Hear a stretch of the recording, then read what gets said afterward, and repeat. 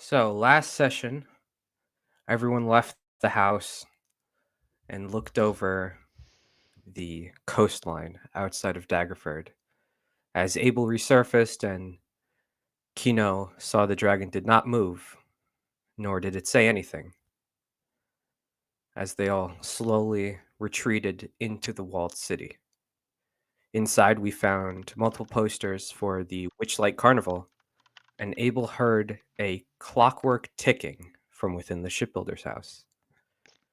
Inside, we saw an impossibly grandiose and complex orrery, and the Modron climbed out of the haversack and said that had a connection to Mechanus. Abel looked and he saw the orrery was filled of different planets, depicting different planes and worlds, but did not have Ravnica. We spent the next bit of time looking it over, and Abel was able to deduce that it consisted of 2,700 interconnected magic items, just 1,000 of which were in the central ring. It was incredibly powerful and made by Mordenkainen, as it was able to predict different outcomes to very specific uh, scenarios given to it. And if it wasn't specific enough, it would take a great cost away from the person asking. After he spent a bit of time identifying and studying the orrery, a small celestial fox bunny creature appeared and introduced itself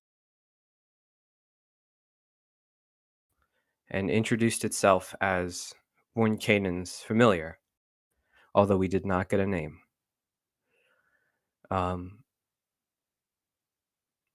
He put up a magical barrier, saying he forgot last time to protect the machine within the shipbuilder's house. Abel tried to stop him, but the barrier was up. He also studied the timepiece, and the familiar did, and found that it was a simplified version of the machine, similar to this, also made by Mordenkainen. He also told us that our leveling books were a product of Mordenkainen, and as Abel stayed behind to study the machine more and chose not to leave the magical barrier, the rest of the group headed out to the coast and decided to have a brief discussion with Balor, the crystal dragon of immense size waiting just below the surface of the water, just beyond the docks.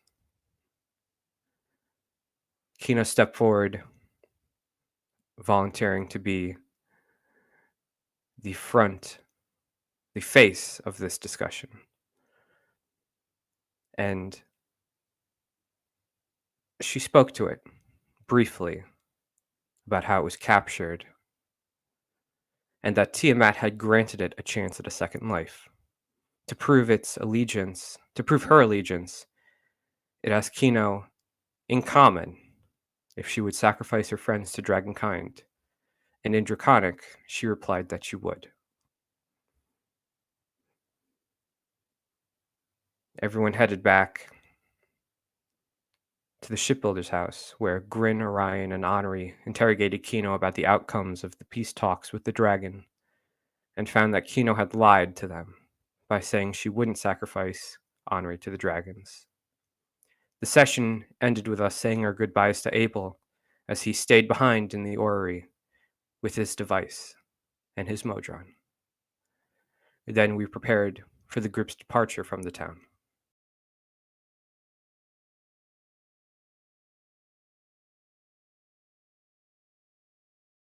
Well done. Thank you. Awesome. There was a lot going on. It was a lot. Very cool. I was All even right. simplifying my notes, so. Okay, cool deal. Okay, All I right. think you guys got me now, right? Hey, Yep. Yeah, we can hear you. Good. Cool deal.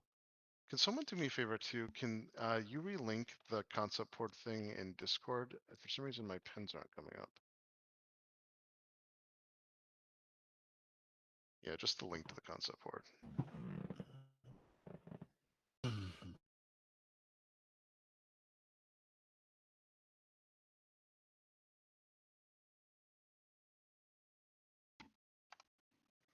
Thanks. Thank you, Henri. Awesome. No problem. I will also pin it. Yep. Well, I thought it was pinned, but for some reason my awesome. Very cool. Okay. Right. Okay, that's I just wanted to look at your okay, so right. So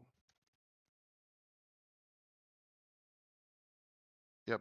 So you're gonna go through Board Sky Bridge, um presumably go through Soybar or Sobar, Trill, and then hit Grim's Homeland. You could theoretically stop at Hill's Edge or Mark. Right, you're gonna go through the Sunset Mountains, okay, and then to Cormier. Yeah, that's there's a lot. That's a lot of time. There's a lot of shit going on there. I wanted to make sure this was the case. So, brother, I guess no guarantee that we're getting to this session. I guess we'll see. It depends on how. It depends on if they go straight through or not. So. Sorry, give me more time to prep. Yeah. Yeah, and you have your character anyways, but yeah, we'll see. This is gonna take some time. Okay. All right.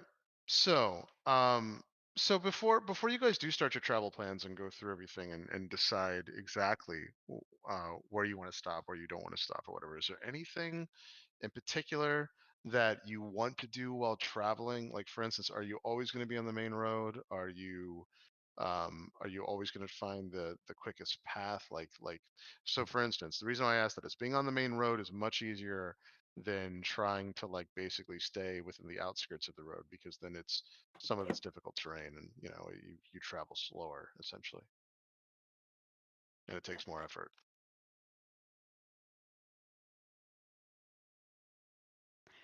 I mean, we probably would just stick to the main roads just to make it safer. Okay. Yep. Yeah, I don't Yeah. think we have any reason to not use the roads. Like, we're not Right. hiding from anyone specific at the moment, right? Right. Like, we're not worried about running into someone on the road. All right. I mean, All we're right. Well, if We may yep. stop at the next biggest town to see if we can get ourselves a wagon and a couple of horses. idea. Okay. Yeah. Well, I mean, so the very first, so assuming then you're going to go through and just take the road, the very first place that you have the ability to stop at is Gillian's Hill. So Gillian's Hill is just one of the four hamlets that was laid on what's called like the Tradeway. What you guys are on right now is called the Tradeway. It's basically just a main road that was set up for merchants mostly. Um, it is a smaller hamlet. But even here, this is a place where you would be able to buy. It's a little overpriced, but you will be able to buy a cart with horses if you want to get like an actual travel wagon. Um, the so this town has a population of less than 300 people in it. It's set up mostly as like merchants and farmers. um, is mostly unassuming here. There's nothing really going on as far as like calamity or magic or anything like that. As a matter of fact, if you wanted to buy magical components here or whatever, you'd be completely out of luck. There's nowhere to buy them. The main trade things are basically there's a stables where you can get your caravan here, and then there's a couple like main merchant shops where they do provisions. But other than that, um, there's not like a ton of stuff going on here. Do they have like fine paper and ink? This town would not have fine paper and ink. However, all you'd have to do to get fine paper and ink is uh, if you got as far as the ways in, they certainly have that. The ways in is actually just, let me just double check this. I'm pretty sure I know a lot about this, but I want to make sure that I'm looking at it right.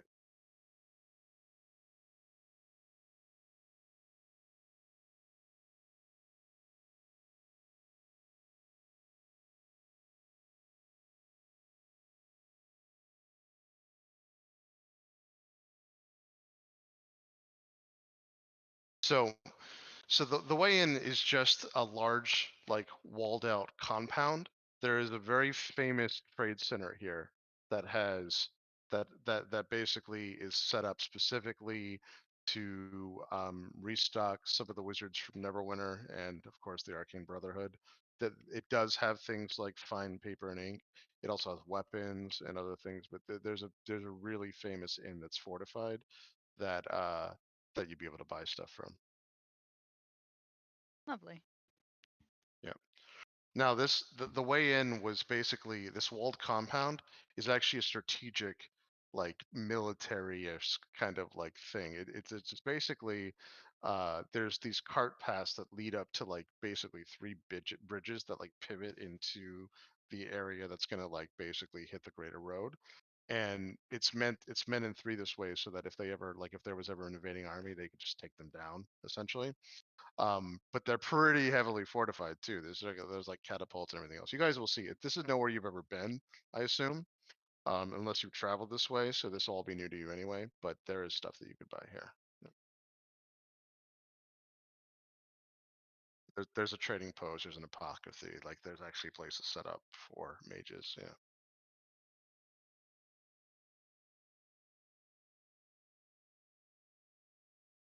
Are we heading out? Uh, yes. All right. No one's character has really traveled out this way ever. Correct? No. Anami basically never left Neverwinter before all Yeah. this. The only one that might know a little bit is because you were at some point in you actually were in Cormier though, right? Kino. I spent about, let's see, from when I was 8 to about, or from like 9 to 22, I spent in Cormier. Right. Okay. So you would have had to take in this road most presumably because there's no way you would have been able to like teleport or use any of the gates. So you'd have had to take this road. So you kind of remember some of this. The only other thing that you really remember is, of course, you remember Dragonsford Castle, which was this huge dwarven fortress built on the High Moor. You can see it from the road, and it's pretty impressive. It's like this huge structure. Um, that's probably all you remember. Let me look just to make sure. Where You was would the also tomb? remember. Go ahead. Sorry. No, finish your thought. I'm sorry. You would also remember the bridge too. But let me see, because I don't actually remember the bridge. Hold on. I know this bridge is important. I just don't remember why. Um, Yeah, I took, I don't know which route I took, but I took a road there and then I took a ship back to uh Neverwinter. gotcha. Well, there's a famous bridge called the. There's also a famous bridge called the Borskire Bridge, and the reason why it's famous is because that's where Cyric was literally killed. And uh, so basically the resulting destruction of all of that was the water around it was poisoned a long time ago, and everyone is deathly afraid to fall in the water or drink from it or whatever because terrible things could happen. um, there's actually even like a famous saying in the books that actually says, "Go ahead and drink off the side of the Borskire Bridge when you like want to do something really stupid or something." And so that's actually where that comes from. This bridge is pretty massive. It was actually built by an adventurer because there was nothing there before, and he actually used like magic and a bunch of like stuff. So it's a really large However, like you know what? Even if it's like you guys don't even like you wouldn't even know at this point if it's like a old wives' tale or whatever, but you just don't want to go in the water underneath it because it's still supposedly cursed. It's Yeah. the water is always slightly. Here's the other thing that's interesting about this area: when the sun sets on the water and it actually like hits the water, it's always murder red. Like the water once the sun is setting is always murder red, no matter what, as the light hits it. So that's the other thing that freaks people out. So, but anyway, all right. Okay, so So I guess you guys just have to make the decision on where do you want to stop to actually buy a cart. You could also stop by the way in. The way in is going to have carts too. And you could just stop in both and see. And then yeah, as we start traveling, things could happen. So that's the other thing that's important. So where's your first? Where do you guys want to stop first? I guess.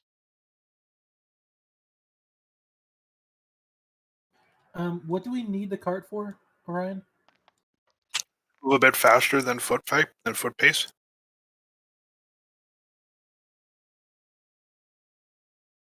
We wouldn't even really need the horse because I have fine steed, unless we're completely drained for the day. Do you know how much a cart costs? Can you do find steed for like everyone that needs a horse? Because the brother's pretty heavy. I'm just saying Oh, if well, we have a not brother. cart. What am I saying? Your brother's not even there, so it doesn't matter. Yeah. Well, the turtle's still heavy. He's still 500 pounds. Yeah. Yeah.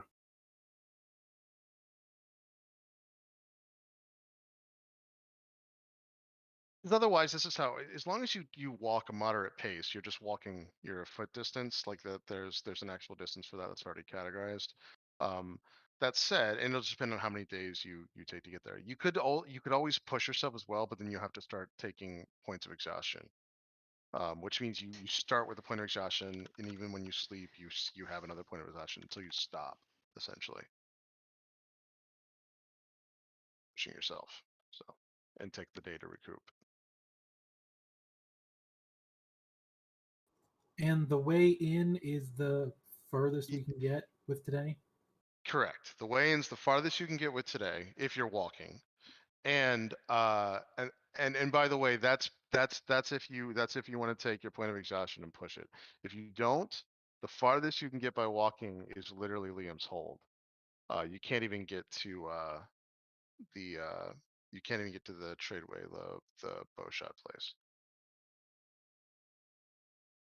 But if you want to push yourselves, you can do that. It's only one point of exhaustion.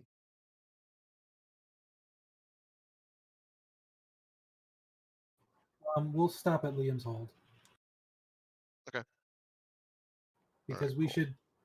we should tell, we need to message Villain, and we should tell brother that we are coming to him. Yeah, that's Because I smart. don't think we did that.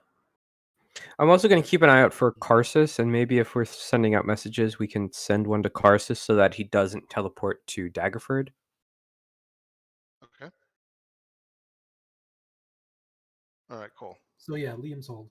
So there is something interesting at Liam's hold. Let me show you guys. I can actually bring this up in Telspire. So Liam's hold is a really small town. That said, there actually a long time ago, and you don't know if this wizard is still alive or not. There's actually a wizard there that was semi-famous named Sunder Hamdalim. Or it's actually I think it's Halindalim.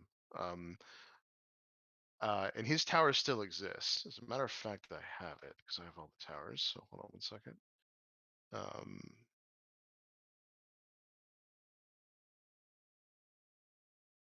let's see.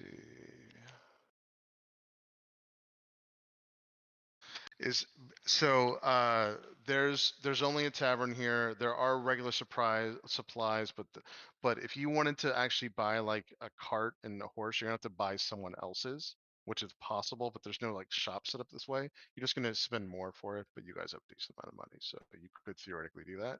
You just got to convince someone that they need to give up theirs, which generally means you're paying like 2 to 3 times the amount so they can have one buy another one, make a profit kind of thing. Um, Anyway, this guy's name was shortened over time to Liam. No one knows why.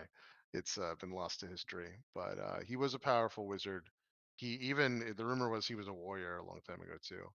Um, uh, and he's like kind of known. He was kind of known in Daggerford. So everyone who grew up in Daggerford, you'd have heard this guy's name a couple times. No one knows if he's still alive. So So there's no yeah. shops here, but is there like an inn that we can stay in? Yeah, Or no, there is. There's an inn you okay, can stay in, and there is. Sorry, so there are shops with general supplies, like the mundane supplies. There are just because the village needs them as well. It's just there's no like shops that would have any kind of magical components or anything like that. But basic needs are here. So for instance, if you needed like bait and tackle, if you needed like pythons and stuff like that, you'd be able to buy them from this town. But this is a really small town.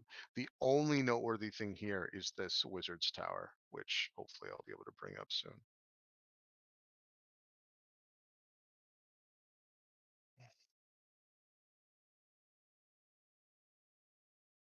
Oh, I'm gonna be keeping an eye on the map the whole time.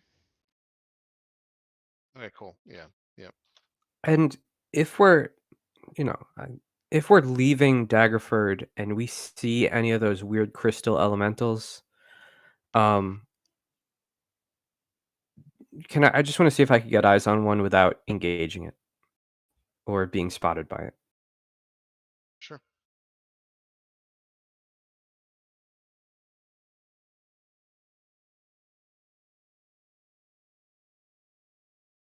Which one of All us right. is holding the party funds?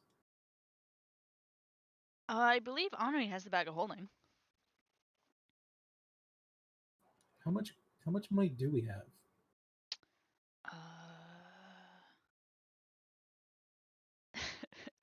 Hang on 1 second, let me check.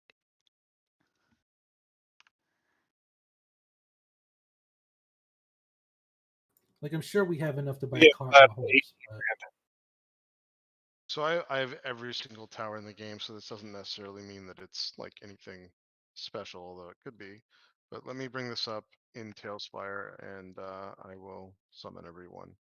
Everyone can get into Tailspire at this point. Just give me 1 second. I think And I'll get your code. we have 18,000 gold pieces on 18,250 gold pieces. Yeah, that sounds right.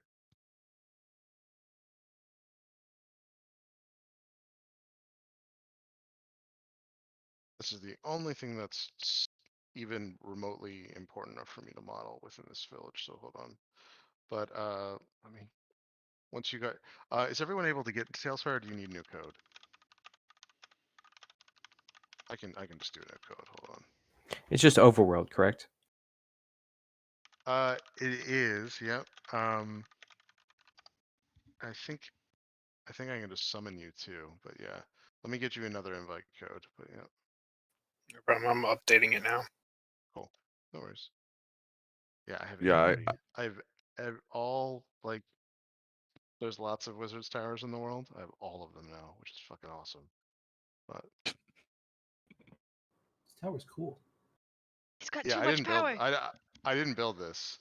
But this was built by someone else. But that's why I'm able to do that, because otherwise there's no way I'd have all that. I have all of them, which is fucking awesome. So yeah. We should just take this tower over. It is abandoned. That's actually why I wanted these. You'll see anything that's semi-important I've modeled now. I have so much in fucking Tailspire. It's like I don't even know if yeah, it's so much. It's a massive, massive amount. But yeah.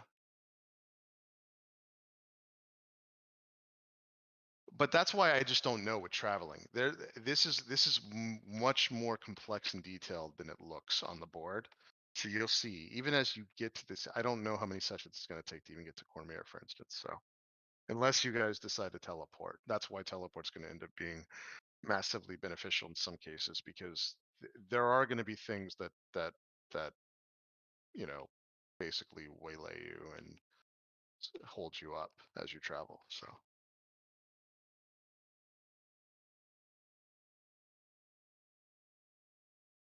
So the most important things about looking at this, let me know when actually I'll wait till everybody can get in. I'm just using the code because That's fine. Yeah, no, I no had the worries. world still. I couldn't get in. Oh, weird. Yeah. Oh, Weird. there we go. where am I getting in from? Sorry, it's been a while. Tailspire. So, but you need that code. So if you open up Tailspire and use that code, and it says I can summon players to the board, so that's what I'm trying to do. So just go to their website or Oh, if you didn't buy Tailspire, don't worry about it. I'll put it up here. I'll put it in oh, Discord. Don't worry about it, man. Hold on. Yeah, I'll put this in Discord too. It's actually easier to do it that way. So here you'll see it. You'll see it in Discord right now.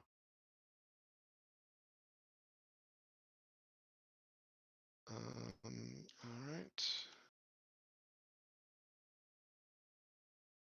Nice.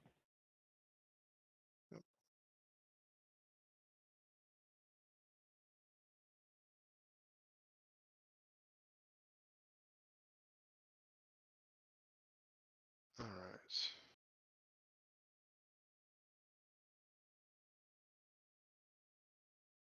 All right. You can see it now, right? Yes. Okay, cool. Let me make sure that my yeah, there we go. Let me turn that down.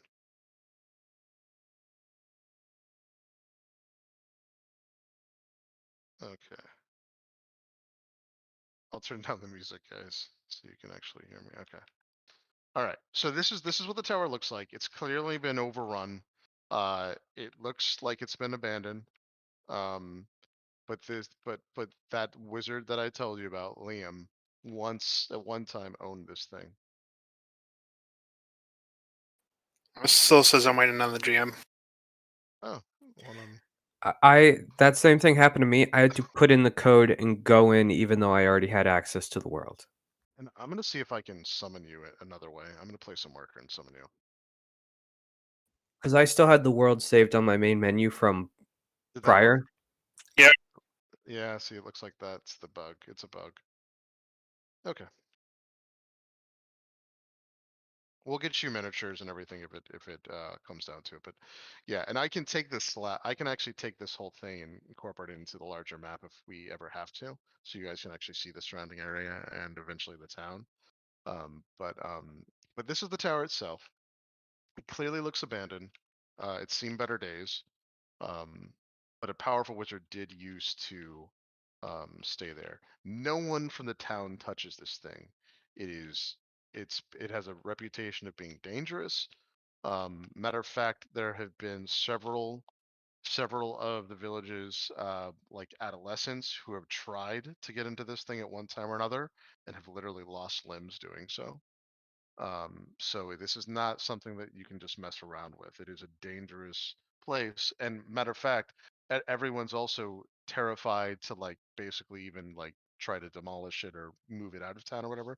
Now, keep in mind, this is not within the main town area either. This is around 1,000 feet off from the town in the middle of the forest. However, the trees are not very high, and you can see this structure from the town itself. And there's a path that's been leading up to it. Kids and other things and other people from the village have made sure walking past it and like daring people to look at it or whatever that there is an actual path to this thing. So it's not really hidden at all. Like I said, you can see it from the town. That said, it is dangerous. Um, and if you did ask anyone about in the town about it, they would tell you to stay away from it. It's cursed. Uh, there actually has been literally recently story in the last 5 years of two kids that went to the tower. They claim all they did was touch the sides, and they both lost hands doing so. Uh, if they, if we ask them, or if we ask about the story further, does it sound like spells, traps, monsters? Well, so the village the people in the village, this is all rumor right now, and unfortunately the kids that actually touched it they actually left the town itself, like they actually went to another town. They were shunned as well. Everyone thought they were cursed, so they ended up like moving on with their families. However, so this is what you get. So if you want to pursue it, there's going to be a person in the town that you talk to that says that what ended up happening was not only that they actually didn't lose their limb, what happened was the limb was kept invisible, and during the night, this hand would basically compel them to do awful things like steal items and other things, and they were just wretched people, and eventually they made them forced to leave the town. That's the story they heard. The other person that you talked to says that what they heard what ended up happening was that not only did they lose their hand, but every like fortnight, they would turn into ghosts themselves and be dead for the day and then come back and then they would be normal people. But you're not sure if these are legit or if these are rumors yet. So and again, this was 5 years ago, and the kids that had this happen to are not in the town to ask. I mean, we gotta go check it out, right? Yeah, it's totally up to you guys. Like I said, there is a ton of content on the way, no matter what. So you guys can do whatever you want. There's so much that we could spend months just traveling the road. So it's up to you guys. You can do whatever you want. Henri, Orion, what do you guys think? Um. So are we at this point? Are we in this town with this You tower? are, yeah, that's right. So you're in the town. I just wanted to show you the tower. It doesn't necessarily mean you're at the tower yet, but you would be able to see the peaks of this tower from the town. That the trees are not that high. So this is large enough and high enough that you can see it from the town. I wanna go look at the tower. It looks cool.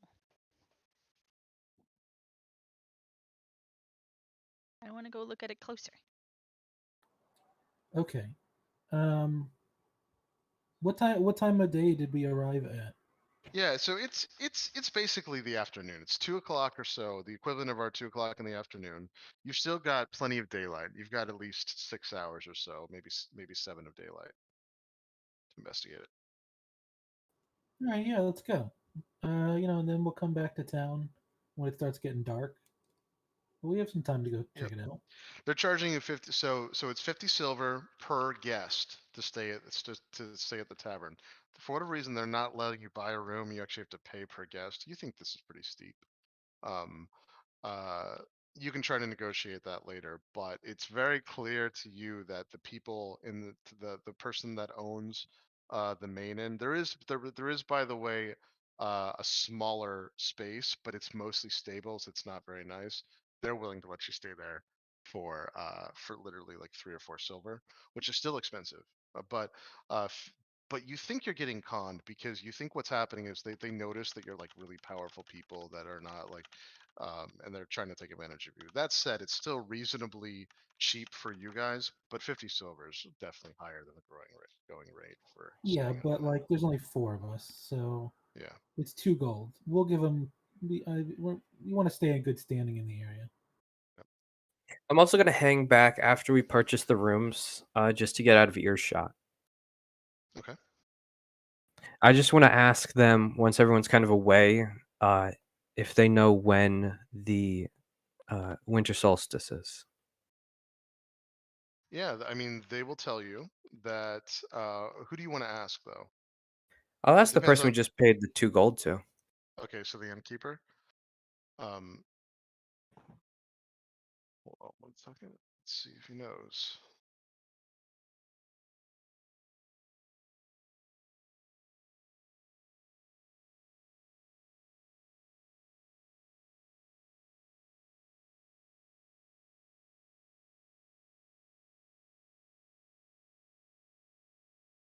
So he actually doesn't know.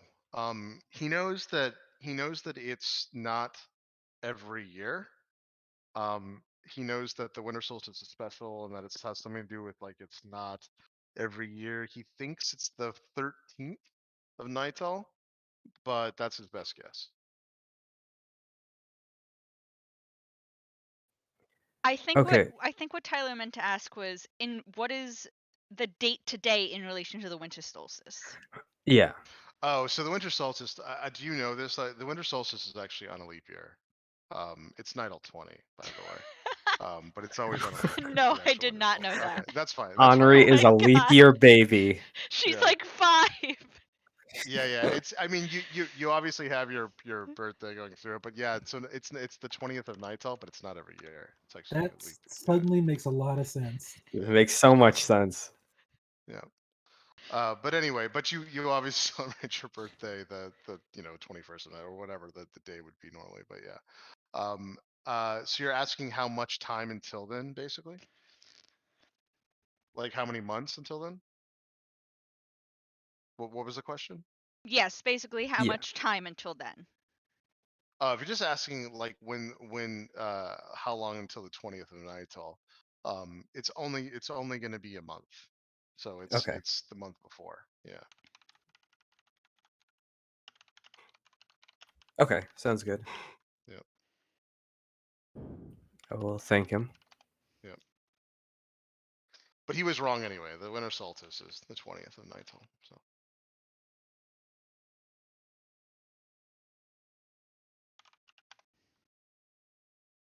All right. What do you guys want to do? I mean, like my Let's go vote. check out the tower. Yeah. Yeah, so just keep in mind as you start to travel, this is nowhere near Icewind Dale, and now that you guys have been to Icewind Dale, this doesn't really bother you much anyway. But we are approaching like in a month, we're going to be in the dead of winter. It does snow in a lot of these areas, however, the snow is very light where you're at currently, so it's actually pretty temperate. So it gets as cold as like 40 degrees in the winter, and it doesn't snow all the time. So there's going I to be a feel like whole the group would be unimpressed by that at this point. Yeah. Exactly. That's what I mean. So it's not like it's going to be anything to you guys from what you were Oh, compared what to is like it? 30 used to. degrees out? Yeah, Did you die? yeah. Were Yeah. you So, frozen solid? but just Yeah. so everyone is aware, exactly. Just so everyone is aware, you are approaching like hard winter, what they would consider hard winter in a month. It is officially Chris, chilly outside. can I just ask what specifically the day is? You can ask the townspeople. Yeah, not all of them, unfortunately, will know unless they're in business. For instance, unless they're a farmer, or unless they actually have like a tavern business where they have to keep track of that stuff. But absolutely, yeah, you can ask. Who do you want to ask? It would. I don't think it. I wanted to know for me. I don't think it would be on Grin's mind. Akino would ask because she's already asked Yeah, about that's it. the only way to know. To be honest, you guys actually haven't ever gotten a straight up answer on that, and that's the And time's problem been with these weird. podunk towns and even Icewind Dale. Obviously, the major cities, they all know what day it is or whatever. These guys, they only care about the actual day when it comes to farming, and that's when they're using. There actually are things like almanacs in Faerun where they actually have to keep track of like how the sun is and all that stuff. Those are the only guys that really know for sure. Sometimes they're off by entire cycles and months, but it depends. Like if you get into a big operation, obviously, then they're always going to know exactly. But so I guess Grin, you can ask the tavern keeper and see if he knows. But your best chance you would know of getting it real time is to try to get one of the farmers with the largest, most successful farm. They're your sure bet to know for sure. Yeah, like I said, it wouldn't be on Grin's mind. Tom was just wondering, but if Kino wants to Gotcha. go figure that, that would be helpful. Yeah, she'll find a farmer and she'll Yeah, kind if of you want flag to, him down. yeah, if you want to go through, so you there is going to be up that there's actually one in particular farmer that's pretty successful within this town. He's an older man that's running like 70 at this point. He obviously has his family helping on the farm, and he has at least 4 or 5 farmhands that he's employing. His farm is by far the largest, and he has a decently nice house for the area. What do you want to ask him, Kino? Just if it's not too much trouble, could I get the date from you? Okay, he goes around, he looks at you, and he's like, eh, you don't look like you're from here. Are you are you with that other farming family, the Ukos? Oh no, I've been traveling for quite a while and I've lost track of the days. He said, well, I'll tell you, but that information doesn't come cheap over here in, this area. Plus, uh, if I tell you and I find out that you tell my other friends over there, and he points to the next farm that's basically like 100 feet away from you guys. By the way, they're also looking at you as well, looking at you talking to him. He's like, then I'm going to be pretty upset with you and maybe not give you information ever again. But yeah, call it even. I'll tell you. You keep it to yourself. 20 silver. I just by myself. He wants you to keep the date to yourself. He doesn't want to get you to give it to the other farmers. I'm gonna go. Look, I'm here on official business. Uh, I flash the signet of Neverember. Okay. Yep. Yeah, his face kind of goes white. He's like, oh, he says, okay, that's different. He said, I'm so sorry, madam. It's the 5th of Oktar. 5th of Oktar. Thank you. Yeah. Uh, Oktar is the month before Nightul, So, yeah. so it's 2 days after Green's birthday. oh. Yeah. No. I will not tell a soul about the date as long as you don't tell anyone you saw me. Agreed? He says, fair enough. Good deal. Perfect. Thank you very much, sir. Yeah, he hurriedly goes back inside and he gets everyone else to go back inside as well. It's very clear he doesn't want to cause trouble with the crown, so. All right. And I'll make my way back to the group. Okay. Oh, there you are. We thought you ran off. You wouldn't be so lucky.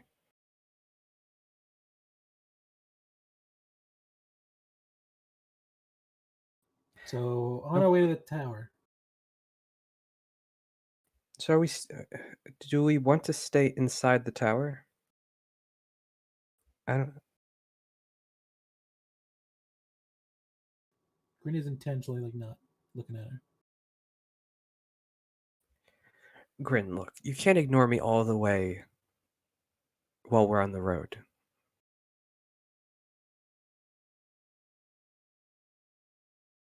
Is this what leaders do? Do leaders ignore the people they command?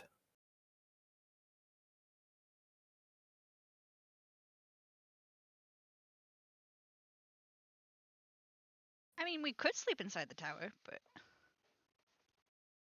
Ugh. We'll check the tower out first. But we did pay for rooms. I personally just want a bed.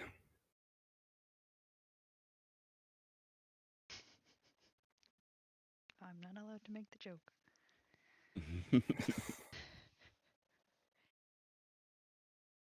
Well, if we are going to go look at the tower, we should probably go do it sometime soon, right? We're walking on our way there right now. Are we? Oh, sorry. Yeah, I lost all my unique miniatures. That's fun. That sucks. Okay. That's cool. All right, so you guys want to go to the tower? Yes. All right.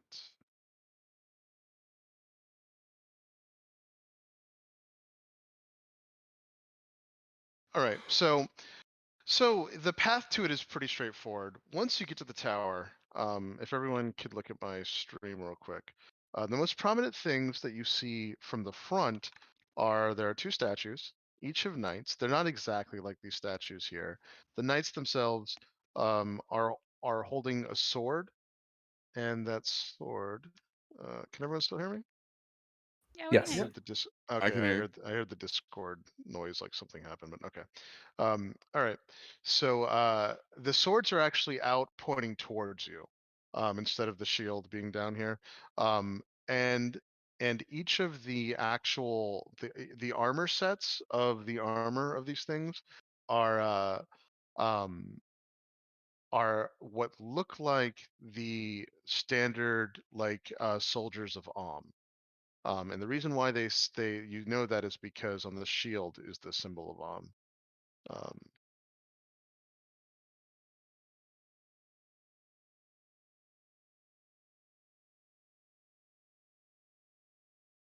if no one knows what that looks like, I can show you. Here. I'm in the Tailspire, but I don't see our miniatures. Oh, it's because they're not assigned to you. That's why. Hold on. Let me assign him. Yeah, it lost everything when I went through this. So hold on.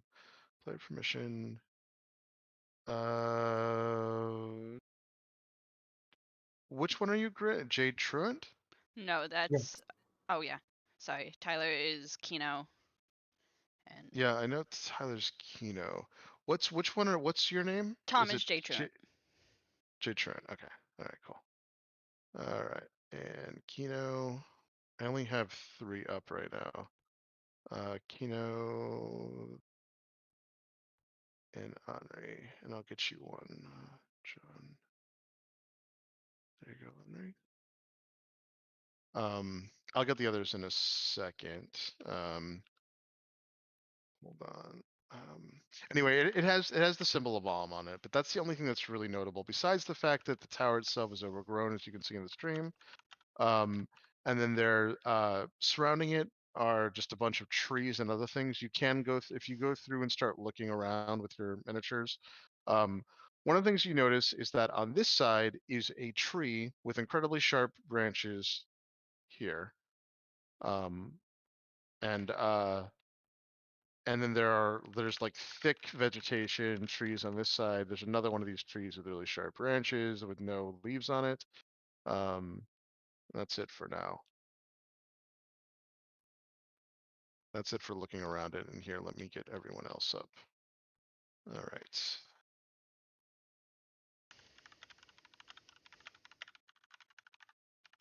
Grin is I'll get inspecting you the on, perimeter. John. I'm waiting for I'm Grin. gonna use this for you, John. I'm waiting Oh for Grin wow. to trigger combat.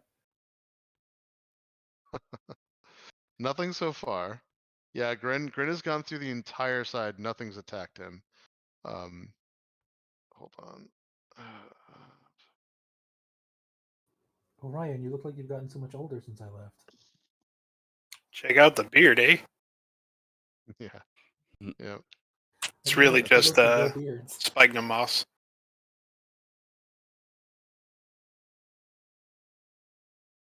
Yeah, and then Lee, of course, we don't have ends, so I'm not missing anyone, right? If I were needed, you would need the defender as well. Yes. Yep. Yeah. If like, so again, if you guys message Lee and you want him to help you with this, then this would be a place that he could. So Lee does not know where the tower is. However, because this is an area on the map, Lee can semi-safely teleport to you guys if needed. So.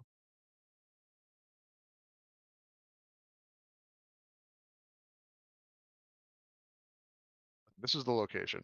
Now there is this giant gate here. It's obviously locked. However, you can see right in, and what you see is exactly what you see in Tailspire. It looks like it's just like an open room, like almost like blocked off dungeon-like or so. Now, if you get close enough to the inscription, like Grin is right now to see, there's an inscription on the actual statue here. The letters all run together and move from left to right. Clearly magic, but it's illegible. You cannot read it right now. Henri, Orion, what do you guys make of this?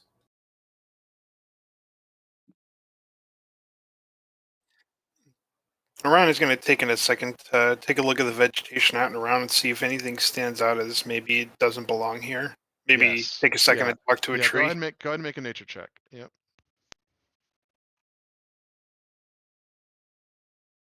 You knew nature check for the whole thing. Fuck. Well, that's all right. So you got a 7 total. One of the things that is that right? Is it 7 total? That's 7 total. I didn't say guidance beforehand. All right, that's fine. So one of the things that does stick out, regardless of your 7. Anyway, a lot of this vegetation, by the way, would be foreign to where you were from anyway. So I mean that makes sense. The one thing that does stick out though is this tree here.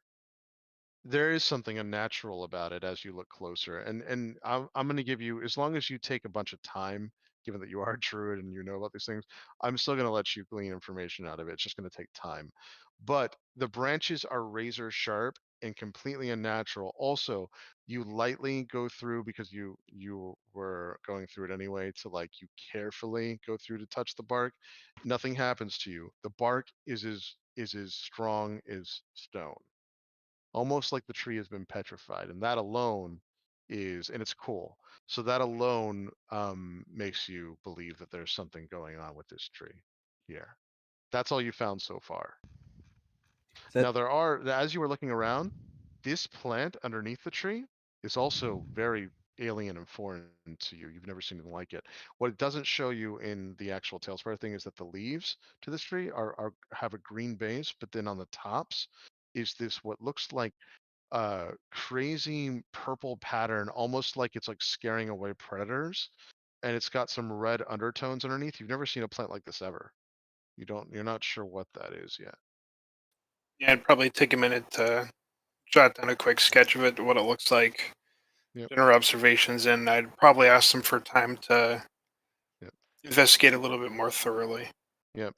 And then since you went through, you can also tell Orion after he's finished with that. The one thing that you saw going through this, since we're talking about plants, is there were all these strange mushrooms that looked kind of weird. You've never seen anything like them. Two of them were slightly glowing purple. So you're pretty sure those are weird, and you're not sure what's going on with that stuff too. So I do mention that. yeah. First things first. Now, did everyone here hear the story of the boys? I'm going to say the answer to that, I think, is yes, unless you were off doing other things. You know that if you just start touching shit and that's true, that will definitely be a problem. So, like with your hands. So, Grin, you could of course try to like open the door, but you would probably be wary of touching anything if the story is true. Yeah, he's not touching anything.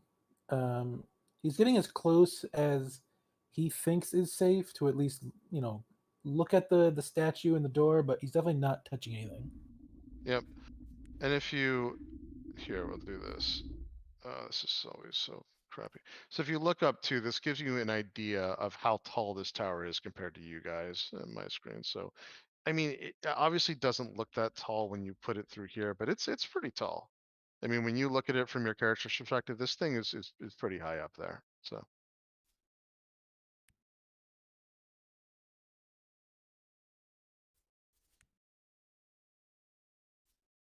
yeah. So, Is there something you can do to figure out this inscription? Do you think comprehend languages might help? I don't know. He shows her the inscription and how it's. You said it's moving, like the words are moving. yeah. So the script is moving. It looks like it's nonsense, and it's moving left to right. And the characters themselves slightly change from over. Yeah. So Could you look at it through your pseudo dragon? The pseudo dragon has like true sight, right? Hmm. yeah, it's something like that. Yeah.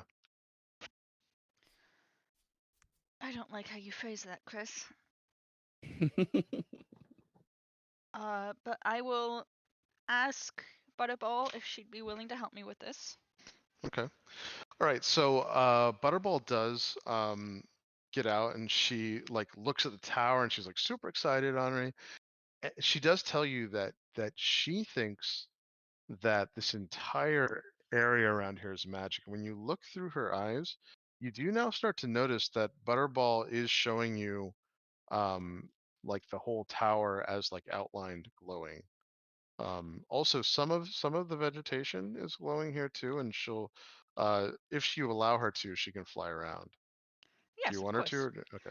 But All right. before she Yeah. goes, I'm just gonna ask if what she sees when looking at the text, and then she's off Oh free yeah, to yeah. do as she wants. Yeah, she sees it the way that you see it. She sees it as this just crazy script that's going back and forth. And when you look through her eyes, if you do, it looks the same. Hmm. Okay. Yeah, I would. After that, I would just let her fly off and investigate whatever she wants. Okay. Yeah, she'll go around and she'll tell you that this thing here has that glowing outline. The plants have the glowing outline. A lot of the floor in front of it doesn't, but when she goes over here, these plants also have glowing things. Maybe they're magic or whatever. And then she sees the mushrooms as unnatural. These vines are glowing with everything. And then this whole structure is glowing the brightest. The vines coming through it here are glowing. Um, so yeah, she even tells you she thinks this place is like highly magic and maybe dangerous, but she loves it. She thinks this is great. Yeah, apparently it's abandoned, so there might be like cool stuff in there too. That oh, and this could be our house. Yeah. But we have to get in first, and we have to figure out how to do it safely. Yep, she said I knew I chose right with you. She said you're gonna get me a magic house. So the only other thing that's of note with this place is that um you notice that in the deep vegetation over on this side, now that you've actually been able to see with her eyes as well, It looks like if you wanted to climb without touching the tower to a higher vantage point, it's really like if you could somehow be able to get on like the treetops and like go through this, that would be your only kind of hope. And even then, that's not a great plan because of the fact that you only get to around here, and then you have these vines and stuff. So it's just not there's not actually a really safe way you can think of to scale this tower up from the outside.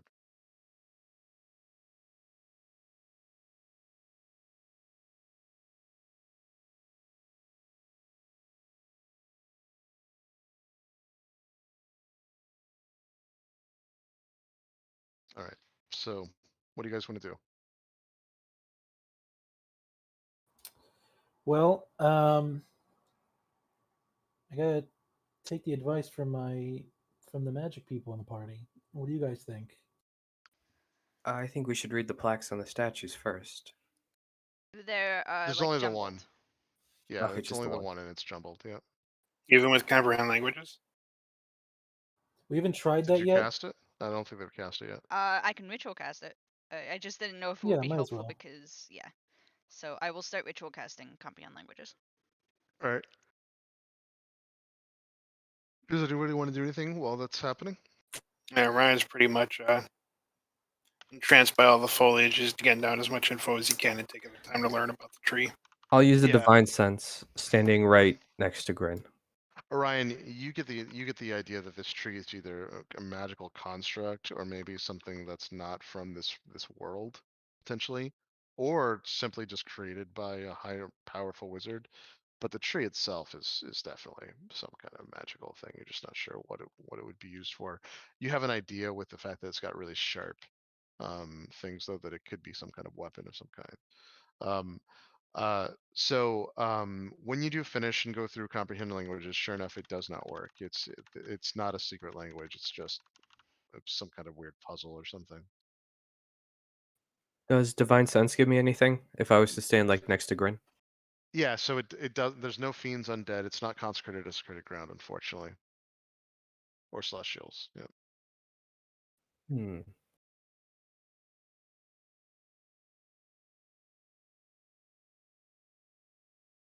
When you were looking at this tower through the pseudo dragon, was the door magical? Yes, the door is magic too. Can we just dispel it? I mean, sure, we could try. I'm laughing because what I was gonna say was, I mean, a better wizard than I could probably do it, but You're the best wizard. There's no better not with wizard than you. not with dispel magic. You rival Well, gods with your dispel magics. listen, just like when I was making you exercise, all it takes is practice. You just do it a lot and eventually you get good at it.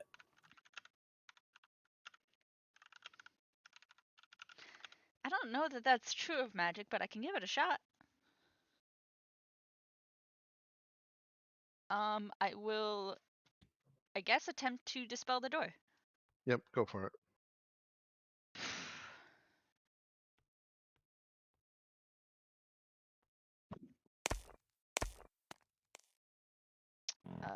That is a 15 on the dice with +4, so 19. Okay. Yeah, you're able to dispel the door. See, there you go. Whatever magic it had is now gone. I told you it would work. Thank you for believing in me.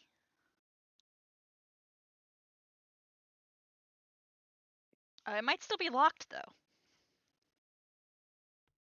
Well, Grin's gonna go walk up and try to open it now.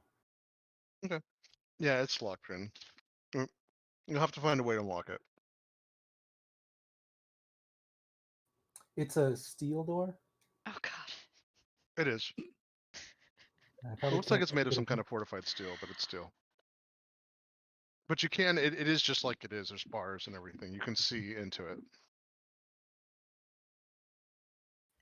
I'm going to cast Mage Hand and see if I can open it from the inside. Yep. So you do cast Mage Hand, and it looks like the mechanism that would be made to open it from the inside is not actually there. It looks like you need some kind of key, but obviously the lock can only be mechanical at this point. I'm gonna search the grass and the bushes or next to on either side of the door to see if there's like Yep. a fake rock or a doormat with a key under it. Sure. Yeah, you can. Go ahead and do an investigation check. How high up is the statue? So this statue is only like 6.5 feet from the floor. This one here. Okay. Still taller than Henri. Yeah. I could try Yeah. touching You the could call. plaque. Grin is going to check every single pine cone and rock around the entire place. Yeah. Jen, what'd you get with your investigation check? An 8. Okay. No, you guys see you haven't found anything yet, but you're still searching. You see the Grin searching around the area to see if someone dropped something or if there is a key somewhere around here, I assume. But So, looking at it through Butterball's eyes, do anything, and comprehend languages also didn't do anything to the plaque. yep, no, it doesn't. Yep.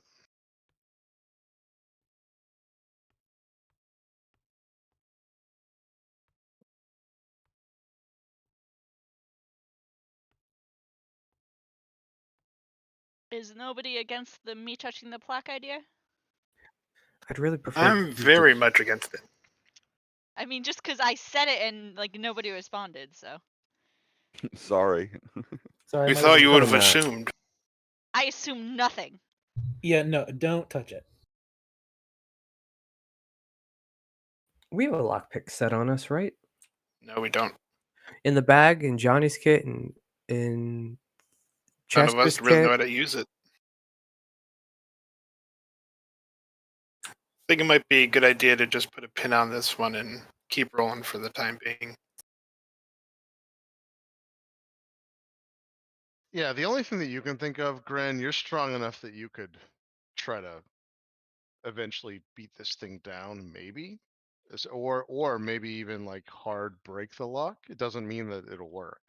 That's your best guess, Gren. But otherwise, yeah, if no one is able to pick locks or open things, that is, yeah. Well, we may have to revisit this when Abel's back.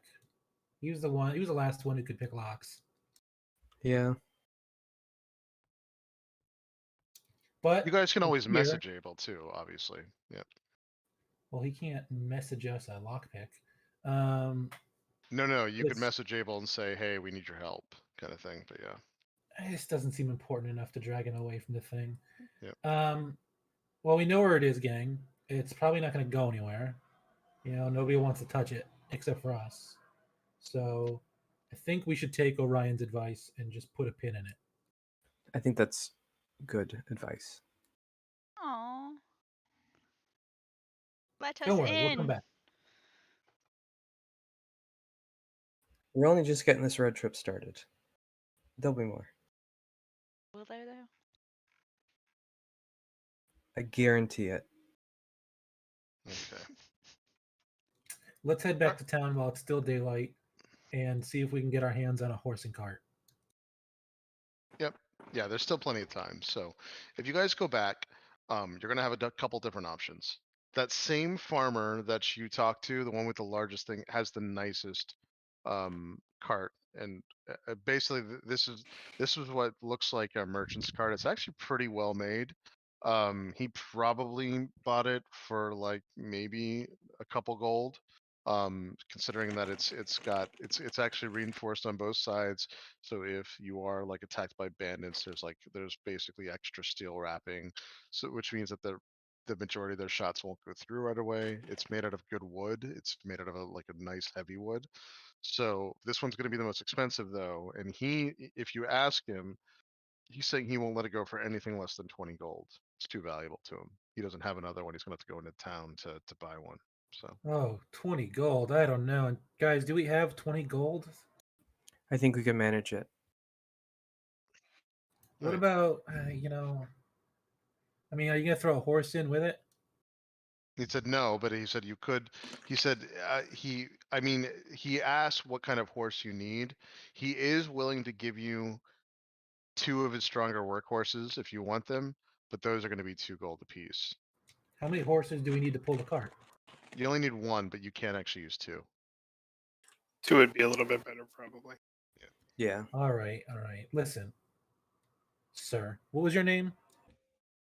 He said, "Well, and he looks over at Kino's character, and he's like, uh, Wilbur."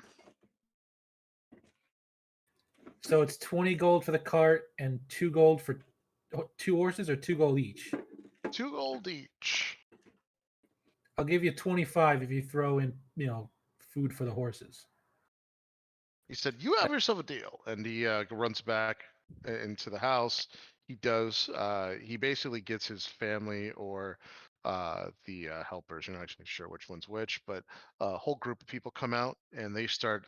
They load the cart up for you. He does clean out the rest of his supplies. He asks you if he can take like a couple hours to actually clean the whole cart. He's gonna actually like wash it for you and stuff, because they had just used it recently. So if you guys can take the 2 hours, he'll give it to you fresh, and then he will include feed for the horses. Does that include the bridle as well? Yep, yep. He's gonna give you the Very- bridle for both horses. Yep, Then we have a deal. yep. 25 gold. He'll be willing to do. So if you guys want to take a couple hours, are you gonna stay here for the night? In the town, not on the Right. farm. Right. That's what I meant, in the town. Are you Yeah. gonna stay there? Yep. Okay. Once we find out that the tower is kind of something we're gonna come back to later, Henri's actually gonna ask to go stay in the rooms because she wants to read some more into her item. Sure. Yep. Cool. Yeah, go get comfortable. And Chris, I've said like a few times like she's just gonna read as much as possible. You haven't really sent me a video in a while. I don't really know like how many books I've read into it. I was keeping Yeah. track, but it's kind of gotten past me. No, it's fine. Don't worry about it. So if you read as much as you can, I'll get you some stuff by the end of the session, so you have more lore. Okay. Yeah. I will. We have one room, correct? Well, it depends on how many rooms you want to buy. Remember it's 50 silver a piece, so you could theoretically have your own room for that much. Each person could have their own room. Well, yeah. I don't mind sharing it with everyone. I just want to make sure that. No I'm matter what, they charge you 50 silver per, even if you share a room. So if you want to have your own room, you can. Oh, okay then. I will. Yeah. I mean, I'll take my own room. Yep. I'll offer. I don't know how the beds are made up in each room, but I'll offer that I'm taking my own room and I'm going to be meditating. Okay. I'll pull out the scrapbook and start working on it.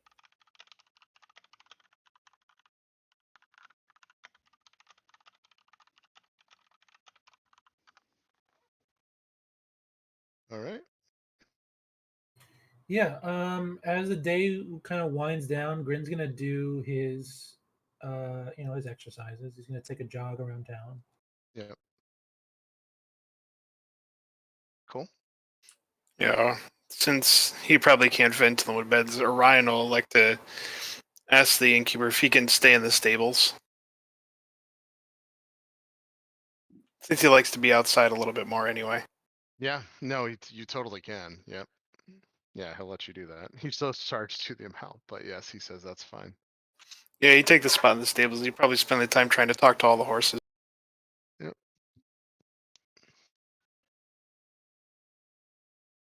Do we have anything else we need to do before the end of the day? Henri? Oh, I have one sending slot left.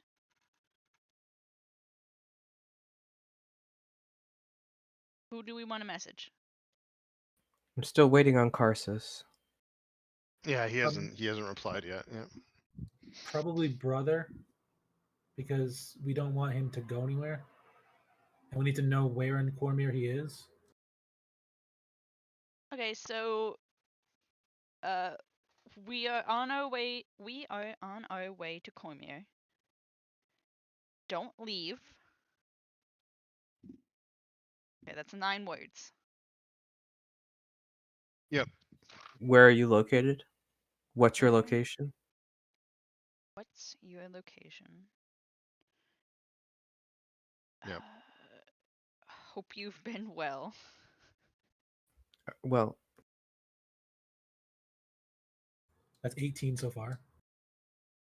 Wait. So we are on our way to Cormier. Don't leave. who's he, What's your location? who's he been talking to, working with? He can't be doing this You alone. are well. I have You're 16. your brother. When you respond, you can tell them that you're an Arabelle. I have 16, Tom. How do you have 18? I'm bad at math. Pat grins back. Grin, give Tom the computer back. Is there anything else we want to include in the message? Maybe just we're in Liam's hold now. Probably day. I don't know. We're running out of words, but We're in Liam's hold now. You're definitely days away. You That's know. 21. Yeah. So 4 words. days away. Yep. Days away. See you. Okay, that's 25. Okay, click send. Send.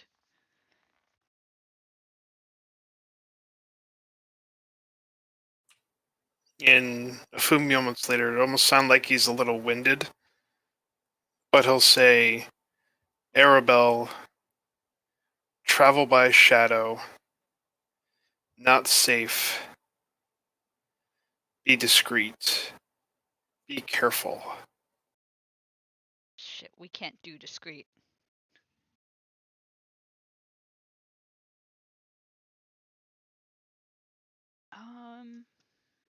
I will relay that message to everybody else then. It looks like there might be some trouble going on in Cormier. Where in Cormier? Well, Sorry, the first word you said was the location, correct? Yes. So, I'm sorry, what was it? Maribel? Arabelle. Arabelle. Arabelle.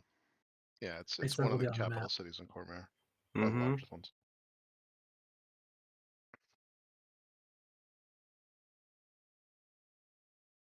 Well, we expected there was trouble in Cormier. That's why you went, right? Yep. Do you know where Arabelle is, Kino? I stayed right outside Arabelle. Is That's Arabelle like the capital?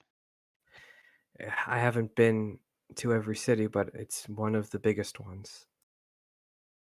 It's yeah, it's got good port access. It's only like a little bit to Sazale from there.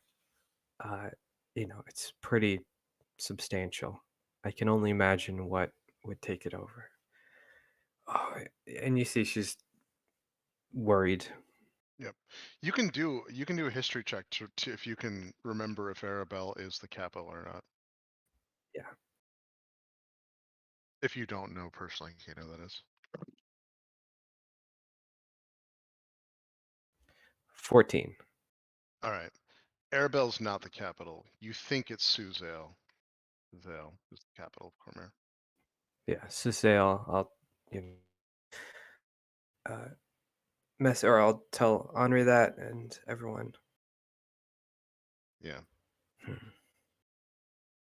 Brother, I will let you say that if it depending on how long, I'll let you retcon this a little bit because it does depend on how long they take to get to you. You may not be able to stay in Arabelle, so if you want to, you can say you will either be in Arabelle or Suzale. Yeah, I was Because just because about I to would, say he was yeah, going to because you send a don't sending know, back. yeah, you won't know yet, but it's going to be Arabelle or Suzale depending on how long. If you get here in a week, you'll probably be in Arabelle. If it's anything over a week, you'll be in Suzale probably. Amanda, do you have the typed out version of that message? I do not. I can like go re-listen to the recording and type it out real quick. Nope, you're good. I could do that. And probably 30 seconds later, after you get that reply, you'll get a sending back. That will say, week 1, Arabelle, week 2, Suzale.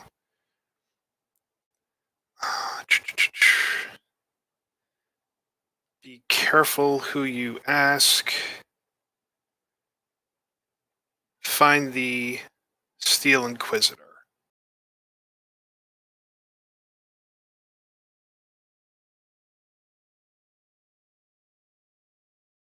Sorry, I was talking to my mom. So that would be you just sent me a message, correct? Yeah, he just sent you a sending. Okay, so we can I would say that out loud and say I can respond to it, but I feel like we got our message across in the first message, so I don't really know what to say. Just let him know you received it. Just got it. Copy that. The only other thing that with your 14 that you can also say, since you did it to 14 anyway, I don't know if you think this is of any use to Henri's character. The only other thing that you remember out of Cormier that was always fascinating to you is there's a small town called Evening Star. Do you know what Evening Star is famous for? You know, personally?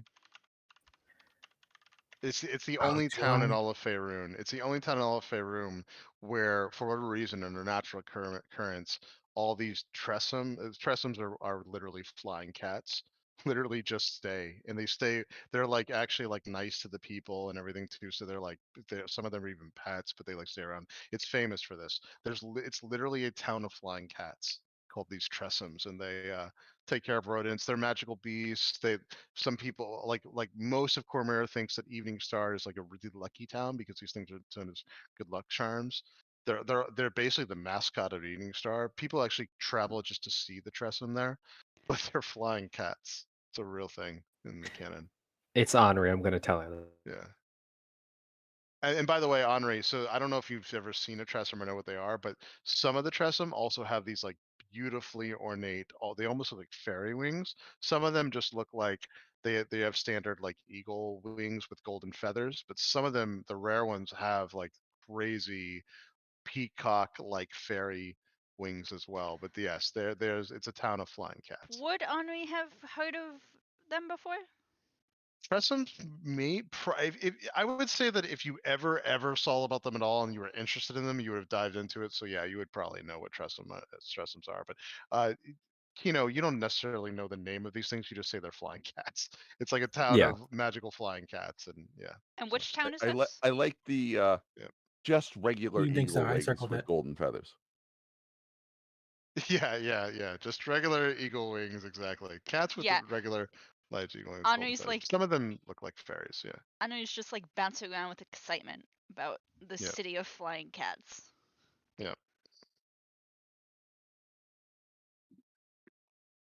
Yeah. You see, Kina's just worried. Those are two she's been to. Did he say anything else? Who he's Uh, been in contact with? What's he been doing? I would have repeated the entirety of the message out loud. Nope, that's it. That's all he said. Okay. Okay, thank you.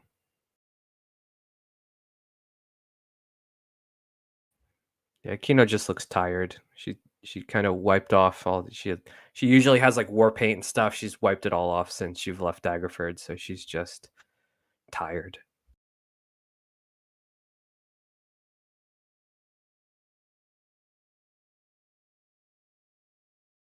At this point, are we back in the hotel room? Well, the ones of us that are staying in the rooms. Or are we? I think so. Yeah. Okay. Mm. We were just wrapping up the day. We're gonna go pick up the cart and the horse in the morning, and then set out first Yeah. thing. Yeah, yeah, that's probably the most sensible thing. He did say he only needed a couple hours, but you could certainly ask him to keep it there from the morning until you guys want to pick it up. That makes sense.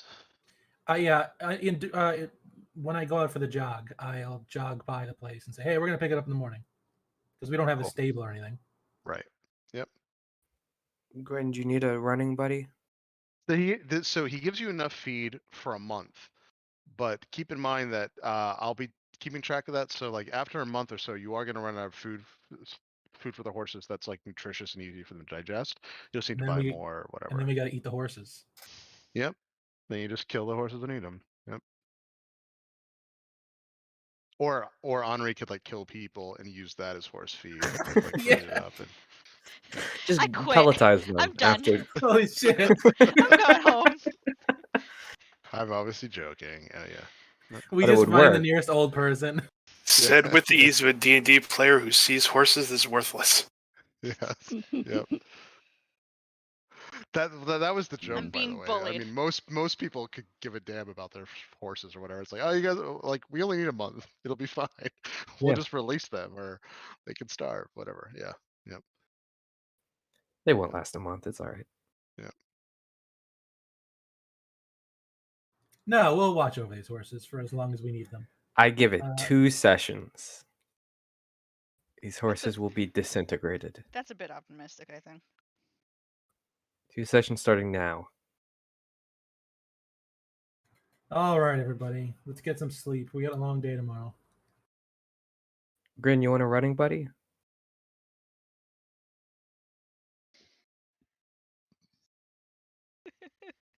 The longer the All silence right. goes on, the funnier it gets. All right. Well, have a good night, I guess. Okay. All right. So you guys are able to get a good night's sleep. Um, you um, you're gonna have to decide tonight if you want to push yourselves or just do the standard travel time. Sure enough, the farmer was a man of his word, and he has everything ready for you, neatly packed. The cart has been completely scrubbed down and actually smells fresh and everything. So he did a good job with that. You guys have a fresh cart. The cart is decent too. It's got, like I said, it's got reinforced sides. So if you were ever going to be attacked by bandits or whatever, it'll take a bunch of arrows to the sides before anything starts to break or whatever, which is nice. So I give the farmer 30 gold out of my own gold. okay. Yeah. No, if you do that, he's very thankful. That's a lot of money to him, so he's incredibly thankful for that. And he tells you that anytime you guys want to come back to just come see him, you don't even have to stay at the inn. He'll let you stay at the house. So he's Sounds got the good. largest house in the entire area too. He also says that like he's basically saying that like he gives you like a hushed tone to this, but he says if you need help spying on anyone in the village too for maybe Lord Neverember, he says I'll do that for you too. But he says that really in hushed terms. Grin wasn't part of that conversation, so he has no idea what the guy's Yeah, talking exactly. about. That's he just He actually assumes gets it's kind of freaked out because yeah. as far as Grin knew, they were running from Neverember. Yeah. He does yeah, exactly. He has no idea. He thinks you guys are all like Neverember agents. So Uh, okay. yeah, he gives you a wink. He says that yeah, I'll do whatever. Great. I'm gonna go now. You Okay, just so he you yeah you he pats you on the back, and gives you a wink and walks away. So yeah, you never saw us. yeah no never saw you. He says I never saw you. Okay. Grin's gonna walk away. That's Okay. awesome. Yeah. Okay, so I have a question. Traveling by cart, Yep. are we really pushing ourselves or are we pushing the horses? Oh no, that's what I was about to say. That's what you have to decide. So if you're going to do like over like now right now, if you're gonna like push it, that's what I need to know. It's how how much are you willing to exhaust your horses? The horses now, let's go back to the map so I can show you where you can get to first off. With the horses, you guys don't have to push yourselves at all, obviously, when you're in the cart. So um here we go. You can get all the way now to You can get all the way to Dragonspear Castle if you want to push the horses. You will not be able to push the horses forever before you kill them. However, you can certainly push the horses for a couple weeks until it starts to get dangerous. Obviously, it sucks for the horses, but it is what it is. So, if you want to continue to push the horses hard, you can push the horses hard for a week, and then we have to reassess. I actually do their rolls to see how badly this goes. But for this thing here, you can get all the way to Dragonspear Castle pushing your horse. Now, if you don't want to push your horse and you want to be humane to the horses, you can get to. Let me show you.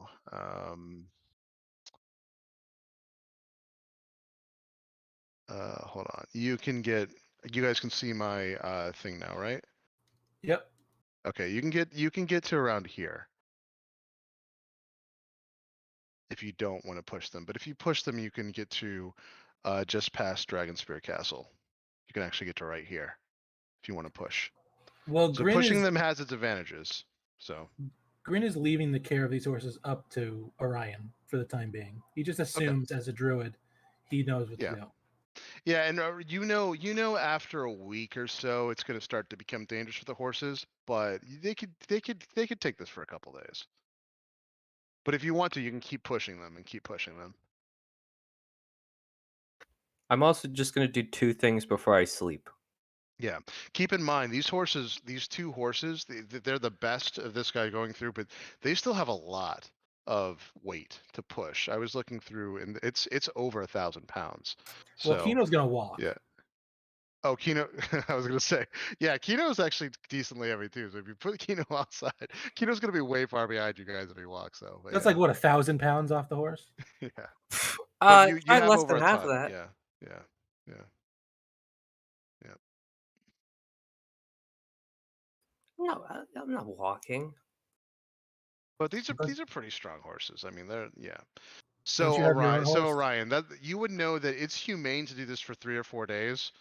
It gets a little inhumane if you start doing it a week, and then if you do weeks upon weeks of this, you could literally kill your horses. But chances are they could survive 3 weeks to a month, maybe without killing them. But it's going to get tough. And by the way, what I'm really meaning too is that you're also keep in mind when you're pushing the horses, you're not just like the horses don't want to do this, so you're constantly like barbing them and stuff, so they keep going faster and faster and faster. It's a whole like thing you have to do. Yeah, he would not push the horses. Okay.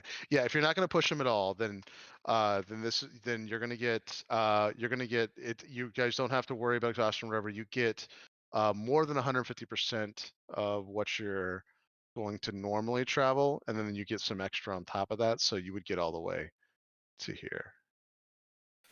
Would Beast want to stop at the way in instead? We can check it out. At the very least, So Anu would the wanna- weigh-in, right? So the weigh-in is a place that you could theoretically get lodging. Remember, the weigh-in is that place that's got like the military. There's like 3 different bridges to go through. It's all heavily fortified. There are supplies there. Certainly, there's got to be places to stay in the weigh-in, but that's the highly militarized area. I mean, we don't have to stay there. Anu at least wants to do a supply run for spell copying components. Yep. I think it would be good if we just got some more general supplies if we're going to be on the road for a while. Maybe some food. Yeah, I think that's smart. Yep. Okay, so we stop at the weigh-in. Before I go to sleep, I'm just going to do 2 things real quick. I'm going Yep. to use answer because I'm kind of writing in the or drawing in the scrapbook. I'm just going to take 10 minutes to try and message with Answerer to. Kino still thinks Orion has or Erastus has it. Yep. She's just going to say, hope everything's going all right. I hope CO is doing all right. Just let me know if you get this. Have a Yep. good night. Cool. And All right. then So Kino, make a history check real quick because you're the only one that even has a shot at knowing anything about this route. So go ahead and make a history check. natural 20 for a 24. All right, you Nice. remember. So you remember that there's two big things that you're going to be able to stop and see on this road. One of them is the weigh-in, which you've already kind of described to people, but the other one is Bowshot. You remember Bowshot was it's set aside the tradeway north of the weigh-in and south of Liam's Hold, which you know is going to be in the middle and where you're going to be going. Um, the reason why it was called bow shot is because it's literally a bow shot from the Misty Forest. The Misty Forest is so it's close to the Misty Forest. Um, so the only thing that's interesting about this, and this is what you remember, is that the Misty Forest is actually not a bow shot anymore because of logging. That's kind of torn down that area. However, you remember this from a long time ago. The interesting thing about Bowshot is that there are caverns in Bowshot that you've just now put two and two together because you've heard stories of it. This is something to write down if you guys care about this. But Bowshot is a town that's close to underwater and subterranean caverns that have a good chance at being connected to the upper Underdark. Ooh, okay. Yeah. Now, because you got a nat 20, you also know a little bit of the Misty Forest. So, the Misty Forest was named for it because it's literally full of pine trees and other types of evergreen trees. And it does have inside of it a hidden druid circle. There's like a hidden druid grove. You obviously don't know much about that, but that's the rumor. Um, you know that there were like these basically golden deer that lived in the Misty Forest that hunters would try to hunt because when you killed the deer, its meat, for whatever reason, was would never ever spoil. And occasionally, the deers that were made out of gold, occasionally when they were like killed, and by the way, you're this is all like kind of like it's murky because some of it's legend, some of it's rumor, but for whatever reason it's no longer being hunted, but it did get out of hand for a while because every now and then they would kill a deer and it would have like a literally goldenized crystal heart, and then they would like these things would go in like rich people's houses. So a bunch of hunters came to this area at some point. No one hunts them anymore, and something terrible happened to stop people hunting them. You think it might have something to do with the Druid Grove. You're not exactly sure, but yeah. So that's the Okay. story you remember. I will relay all of that to Henri. Grin if he's back, and Orion if Yep. he's also in the room with everyone, because I know he's sleeping in the stable. If not, I'll tell him tomorrow morning when he comes back. Um, Cool. Yep. and then I'm going to back to my room. Just going to finger through the wall at where Henri was sitting, cast message. And Yep. do you have a minute before I start my meditation? I just wanted to talk to you. Um, am I staying in the room with Grin? Um, that's up to you. That was more of a question at Tom. Yep. Um,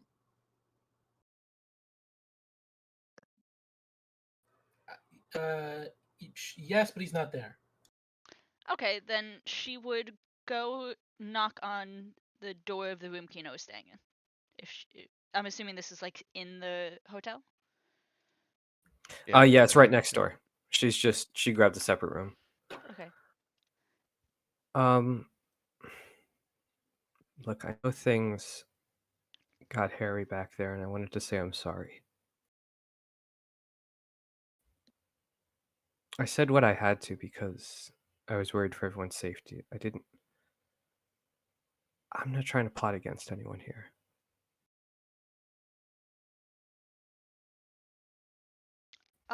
Anu's gonna look really like kind of torn, and she's gonna say, I can understand why you said it.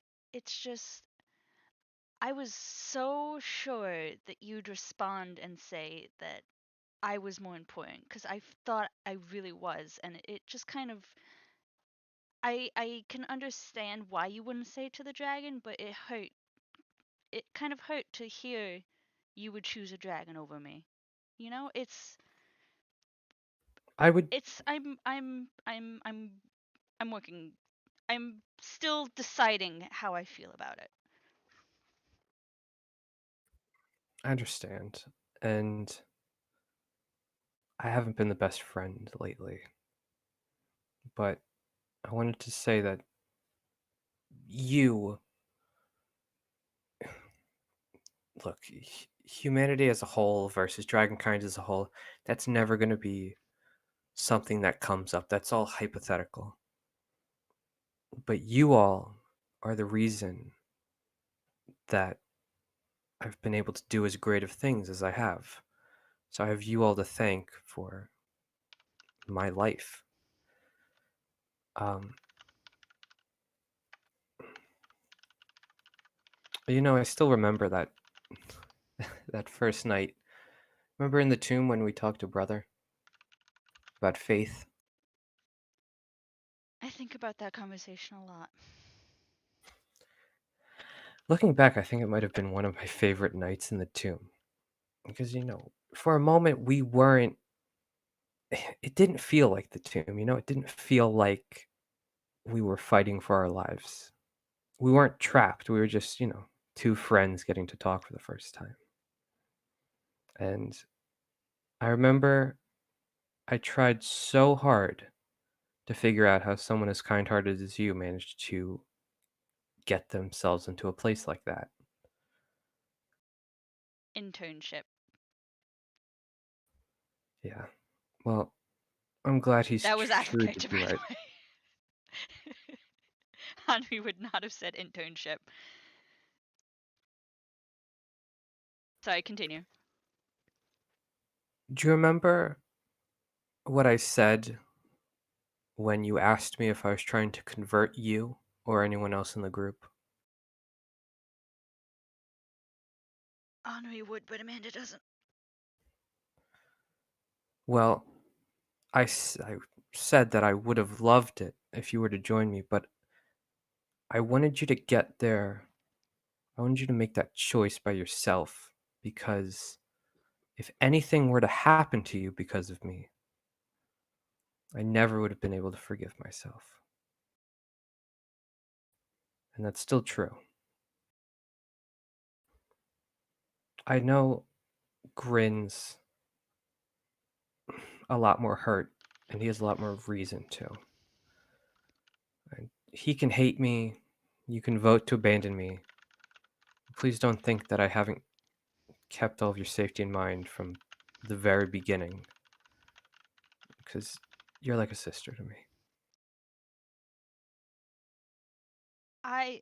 The last thing I want is for you to leave. I don't want you to leave no matter what happens. I want all of us to stick together. We've lost too many Shit. We've lost too many people. Uh I, I we all have to stick together because we've done such good things, and you leaving isn't going to fix anything. I just get worried because I'm the only one left from that original group of kids in Neverwinter. Well, I mean, Brother's coming back. We are on our way to get him. He is definitely coming back. I won't let him leave either. And I mean, Abel's going to be rejoining us at some point too.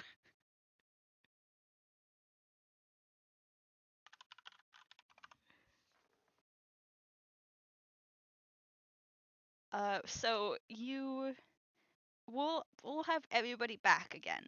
Abel's gonna finish checking out his Ori, and Brothers, we're gonna go help out Brother with whatever he's doing, and we're gonna be the Torchbearers again. I hope so. And we'll also have Orion.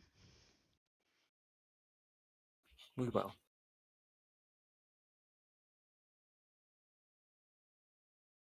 But I I I don't I don't want to say that I completely forgive you because it's I still am thinking about it a lot, but I don't want you to leave, and I do still want you to be with us no matter what happens, okay? Thank you.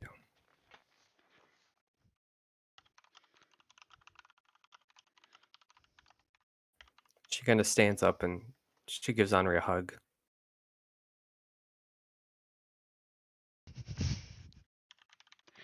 All right. So Anu would kind of stand still for a second and then like slowly, tentatively hug her back.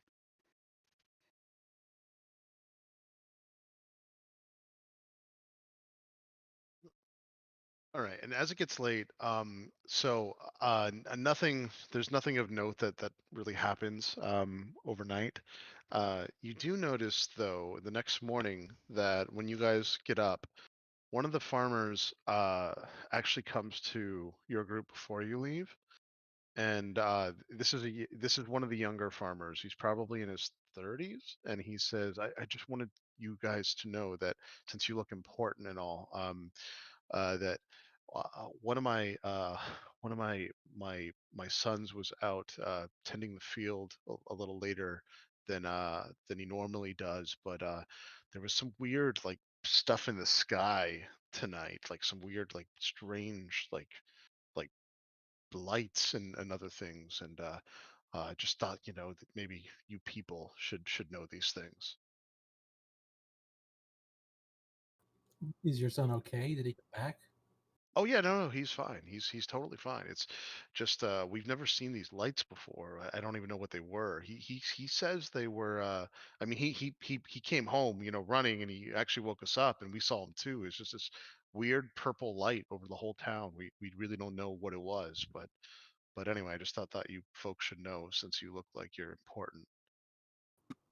Ryan, is that something that you know about? You know stars, right?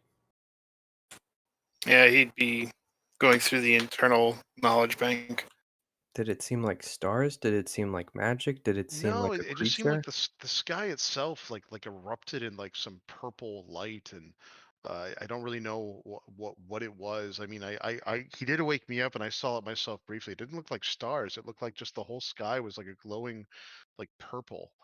And I don't know, maybe you could ask the townsfolk. I don't even know. I don't know what it was, but it's never happened before certainly, so I just wanted to let you guys know. Uh, Well, would that yeah. be nature? Yeah, you can do a nature check to see if there's anything you've ever like purple glowing sky. Yeah. Fuck. 18. Yeah, that's still a pretty good roll. So I mean, there's going back through what you know of like star celestial. You've never heard of purple glowing things or purple sky stuff. You tend to think that if this was something and it was real, then you ask him some questions like how bright was it. He goes back and forth with you, and it's nothing that you think is some kind of like star cluster or natural event.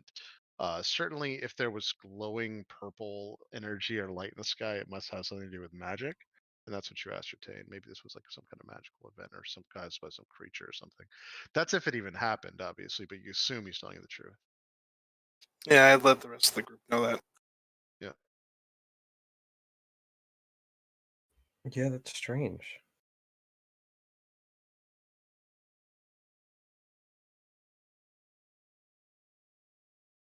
Should we stick around Well, to see if it happens tonight? no, I think we should get going. Uh, okay. I mean, we should just keep an eye on the sky wherever we are um tomorrow night. It'll probably it'll probably show up there too. We'll definitely keep an eye out for it. Chris, I have a stupid question. Yeah, go for it. I lose my temporary hit points on a long rest, correct? You do. Yeah. Did Yeah. you do portents? Yes, I did not. Okay. Yep. Let me do those now. It's important. Chris, I just DM'd you something. Oh, wow. All right. Thanks. You DM me? Hold on. Let's look. Where should I pin them? Dice rolls, do you think? Oh yeah. We'll pin them in our Okay. Yeah, that's fine. That's fine. Yep. all In the other. Gen Chat 1? Yeah. Did you do your star things, John? Doing that now.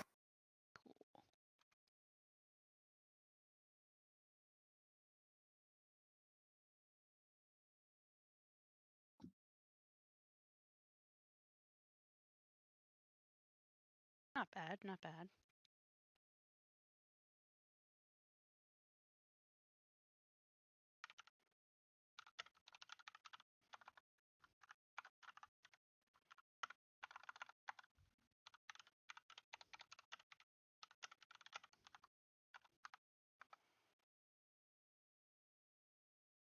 Cool.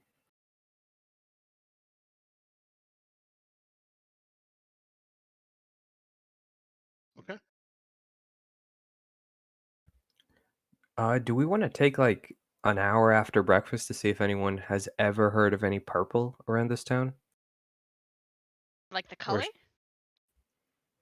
yeah, Y'all over here are purple. yeah. If not, we can introduce it. Cast detect color. Detect purple. No, obviously the sky.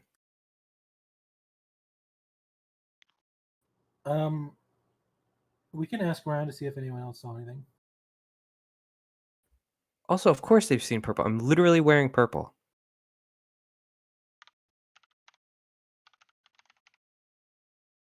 Yep. Yeah, but maybe they don't know what it's called. Maybe they're colorblind. Don't be insensitive.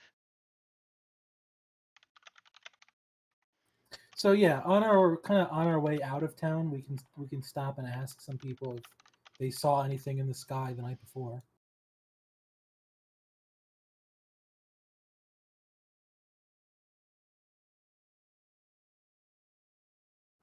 So we do Sure. that. So yeah, right. So, tell me what you want to do a little bit about that. Just as we're heading out of town, Yeah. anybody we pass on the road, we just stop and say, "Hey, did you see anything weird in the sky last night?" Well, so you guys are leaving. You guys are leaving relatively early. There's only going to be a few folks that are out. There are definitely though people like coming into the town that you could ask. You're just not sure if they stayed here during the night. That's the people that you see. There's two groups.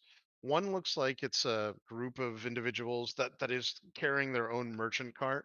So it's probable that they weren't here last night. There's another group that looks like it's coming back from being out maybe for a while. That's probably your best bet. This is a group of what looks like 20-year-old humans. There's like four of them. They're all male. They have a bunch of like wood with them as well. They might have been out like chopping trees down or something. What do you want to ask them?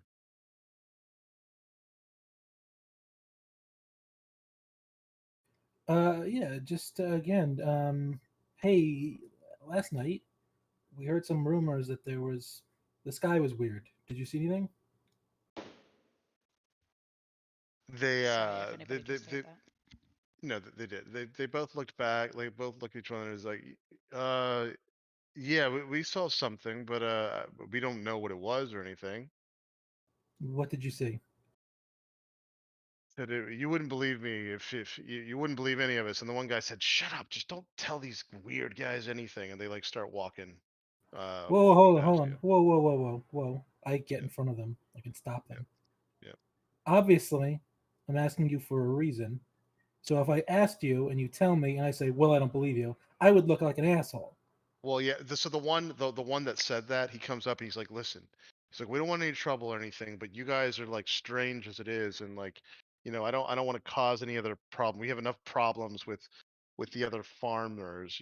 He's like, I just listen. We don't want any trouble, okay? We don't know what happened. We saw some weird stuff in the sky. It was really late.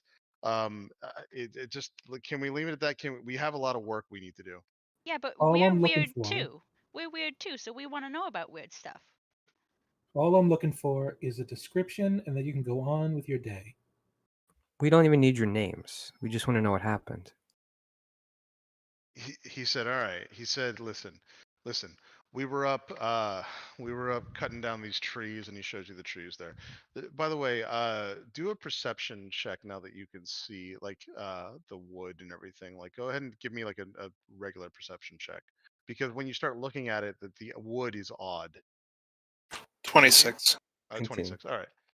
All right. So these trees look like they're from some kind of uh like what looks like a kind of like insidious or poisonous oak, but it's not like poisonous oak the vine. It's literally like there are trees within Faerun that are very similar to oak trees, but the sap in them is like poisonous, so they're caustic. There, these can be treated, and they can be like poured out so that they're and if you can do that without killing yourself, essentially, you'll make a lot of money on the wood because it's a really good hard wood, but they're really dangerous to deal with. As a matter of fact, getting just a little bit of sap on your hands, if you don't have the right way to kind of like deal with it properly, would kill you overnight. Uh, Orion would definitely rattle off something to that effect to him, just sort of observationally as he looks over the wood. All right. Yeah, the wood is poisonous for sure. Yeah. Um, all right. So if do you say that out loud? Yeah. Okay, so if you say that out loud, the one guy that was going, he's like, see, I told you, what are you doing? You're gonna get us all killed. And the other guy's like hushing him over. He's like, shut up, and he's going through it. Uh, yeah. Oh, don't worry, bud. What you do in the dark is your own business. I won't say a word. But we'd sure like a little bit more information about what you saw. Y- Yeah, and you can tell, by the way, they're not doing this to like they're not trying to cover up the fact that they have poison. They're actually He's actually saying that they're going to get killed by dealing with this stuff, and that he told them not to take this wood, and they did, from whatever forest they got it from. So it's not like it's so the intention that you would get from their body language stuff is not that they're trying to basically spread Yeah, all this it's just poison. that It's they're they're idiots, and they didn't know that they almost got themselves killed by dealing with stuff. Yeah, yeah. and All he'd right. Yeah. yeah, he'd probably ask to just give him a quick medical exam just to make sure they don't have any signs of contamination or burns or anything. Yeah. If you do you go ahead and do that? Yeah, I'll roll a medicine check. All right, they'll submit to it if you do it, because now you've got them all like freaked out. So yeah. Plus a D4 for guidance. Okay. Let me know if The any. 17.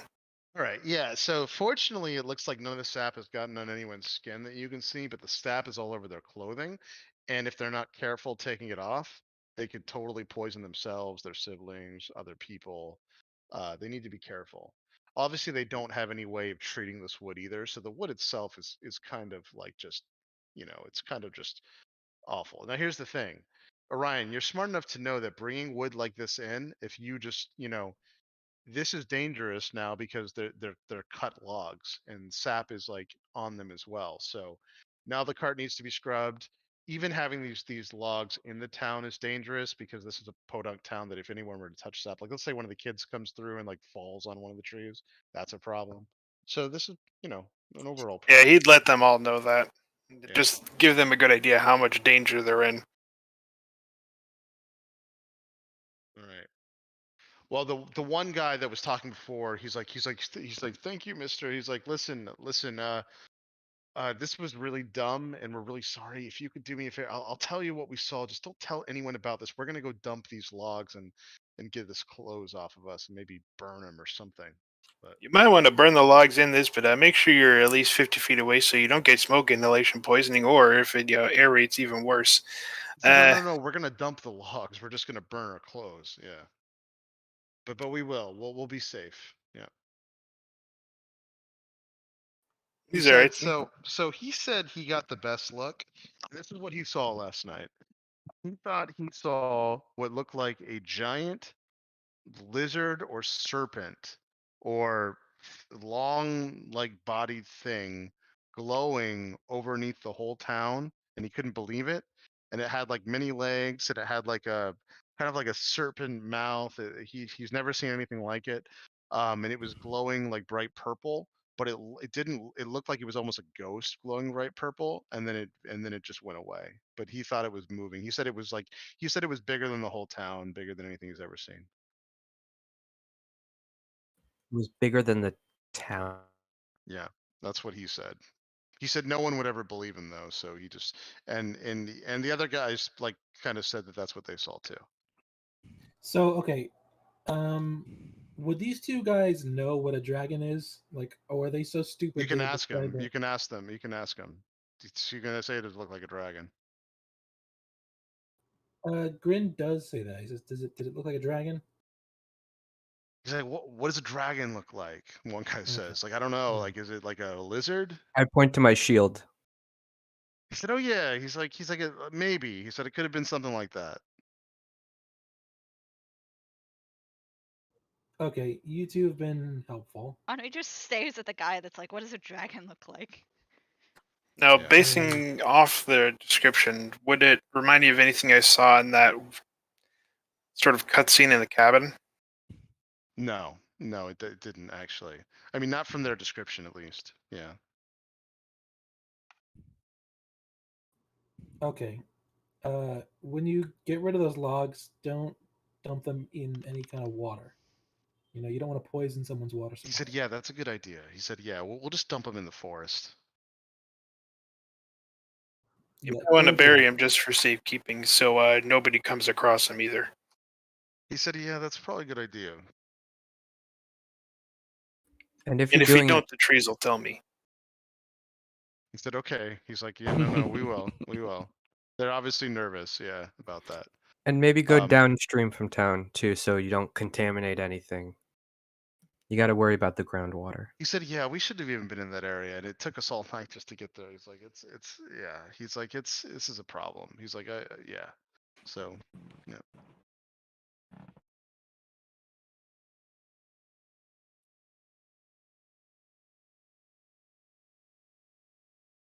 All right. All right. Yeah, Grin just shoos them away. Okay. He's Yep. done talking to them. Yeah. Yep. When Grin comes across someone who he feels is even dumber than he is, he gets really annoyed. Yeah. He gets Well, hey, jealous. Ryan, you can be sure that if you guys had not gone out of town during this time, whatever, there'd be a bunch of dead, probably, like one of the farms would have been wiped out. So, Small victories. It's a good catch, Orion.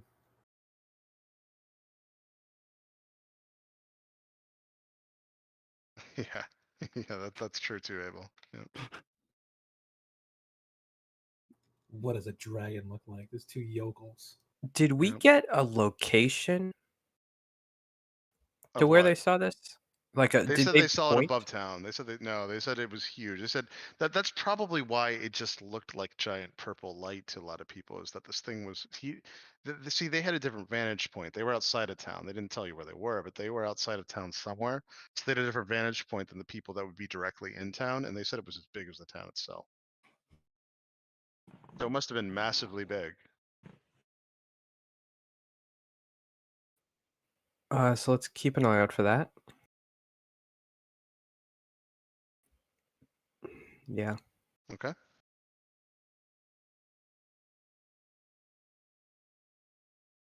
All right. All right. So if you guys head out,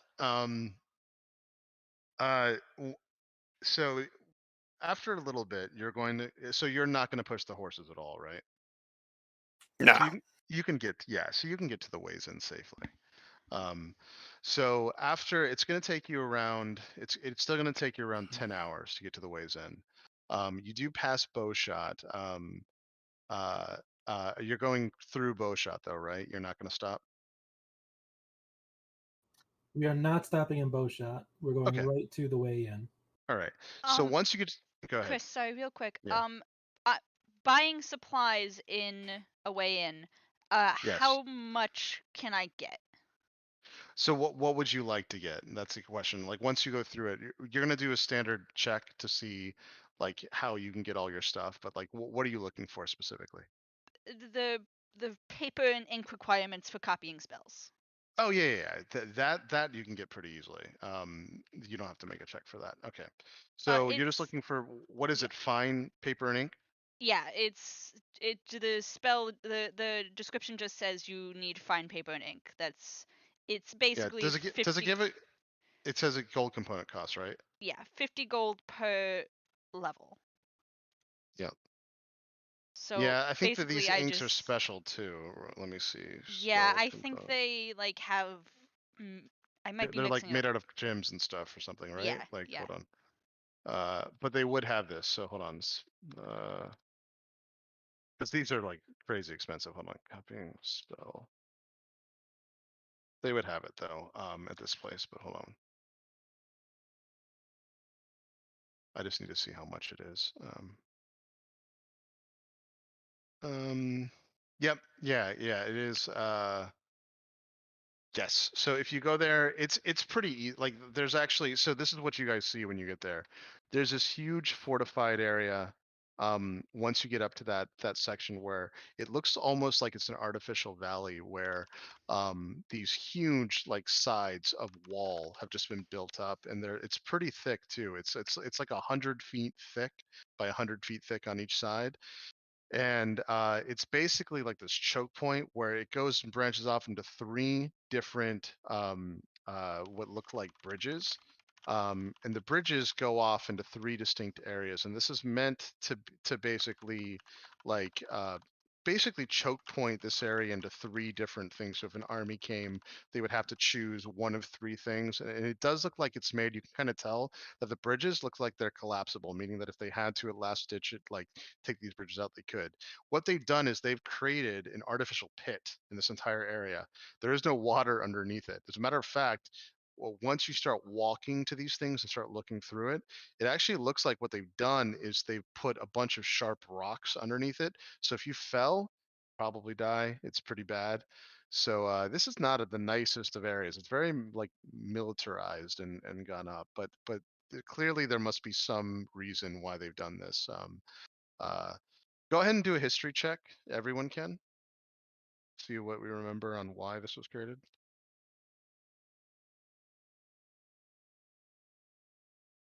Nat 20 for 28. Awesome. Okay, hold on one second. Is that the second Nat 20 history check? Oh, and it would be at this time I would mention to Orion, because John was away, that the Misty Forest had a group of druids in them and the Golden Deer. I'll reiterate all of that to him. Yeah, cool. Okay. Perfect. Yep. So yeah, and that's exactly right. And by the way, once you climb up this thing, you'll have a really good vantage point if you wanted to the Misty Forest as well. This is 100 feet thick, and it's more than 300 feet tall. Each one of these side things that it's created to create this choke point, and what they look like is they look like miniature fortresses almost on each side. And then when there's these three things that go up to it, they each have like this gatehouse that goes through it, and then each one lets you like go through into the main road, and those are like small little castles as well. So this is like a hugely fortified area. um, you remember that what had happened, who got the nat 20? Henri? Honor, yeah. Yeah, you remember that this was actually created a long time ago because of one of the larger orc invasions, and what ended up happening is uh, dwarves and humans came together from a bunch of cities, like for instance, not just Daggerford, but like even as far as Neverwinter. And they decided next time, because it seemed like they were getting invaded through the main roads for whatever reason, orcs were actually not taking the woods and stuff because they needed siege machines and other things, and it was just too dangerous to go through the Misty Forest, or too dangerous to even, like, if you wanted to go through the Trollbach Forest too. With the Nat 20, I'll tell you that the Trollbach Forest has a bunch of carnivorous, awful poisonous plants and things and other things that actually exist there as well. It's highly dangerous. You can't really go through the Trollbach Forest easily. Um, in matter of fact, the Trollbark Forest doesn't have a bunch of trolls in it, but the Troll Hills do. And the Trollbark Forest has a bunch of like awful things. As a matter of fact, it's a great place to also like get poisons and other things as well. Anyway, um, you remember the reason why they did this was specifically because of some of the orc invasions from the High Moor. So there used to be a bunch of murderous orc clans that would literally literally way lay any kind of waste to like human villages, and they would take them and slave them, whatever, and they all came from the High Moors.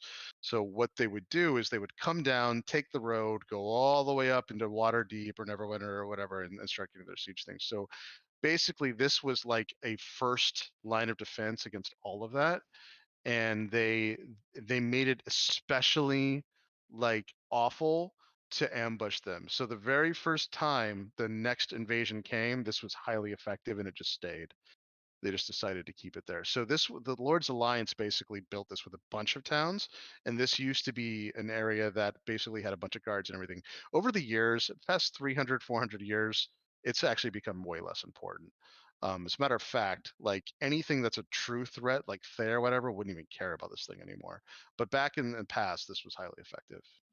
Not so much anymore. Now it's more like now it's more like a tourist destination waypoints for people to look at it. But it's less effective now.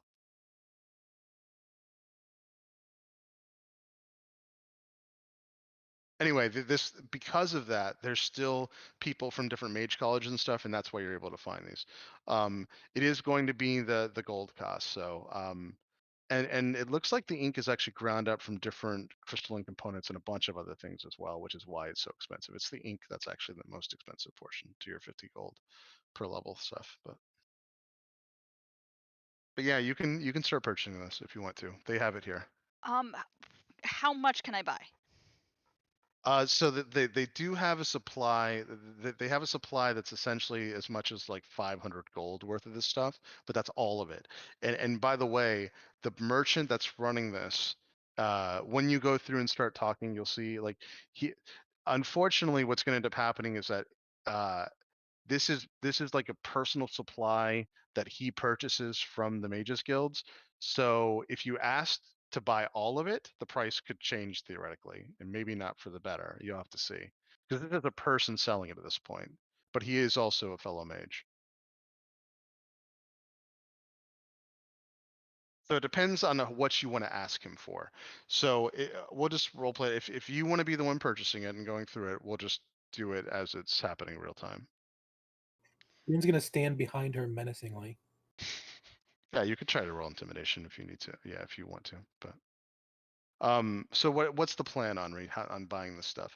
You do know the common sense to this is that anytime you go to buy high level magic things, it's always brokers at this point, and prices change depending on if they think you have more money than you do, or how powerful you are, or whatever, or if you can trade them stuff or whatever, that helps. But this stuff is always kind of complicated to purchase. So I'll put it that way. I am going to be attempting to purchase. I guess I would try and purchase like the The 500 gold's 500 worth. gold. Yeah, 500 gold's worth. Okay. So so you meet a man at the weigh-in on this is by the way the leftmost side. There's three bridges, what's called them 1, 2, and 3. On the first one, which is the one closest to the Misty Forest, um, that's the only one that actually has any kind of magical components. And a bald man that looks like he's probably in his 40s. He does have tattoos over his face. The tattoos are foreign to you, Henri. He comes up in a wizard's robe, and he's actually heard, like when you walked in, you were inquiring about mage supplies, and he comes to you and first he says, "Oh, you're a fellow wizard. What kind of school do you study?" I study divination. Divination. He said, "That's interesting." He said, "So what were you looking for exactly?" Well, I have a spell book that was given to me by a dear friend, and I want to copy the spells into my own spell book, but I need the paper and the ink. I don't have Sure. He them.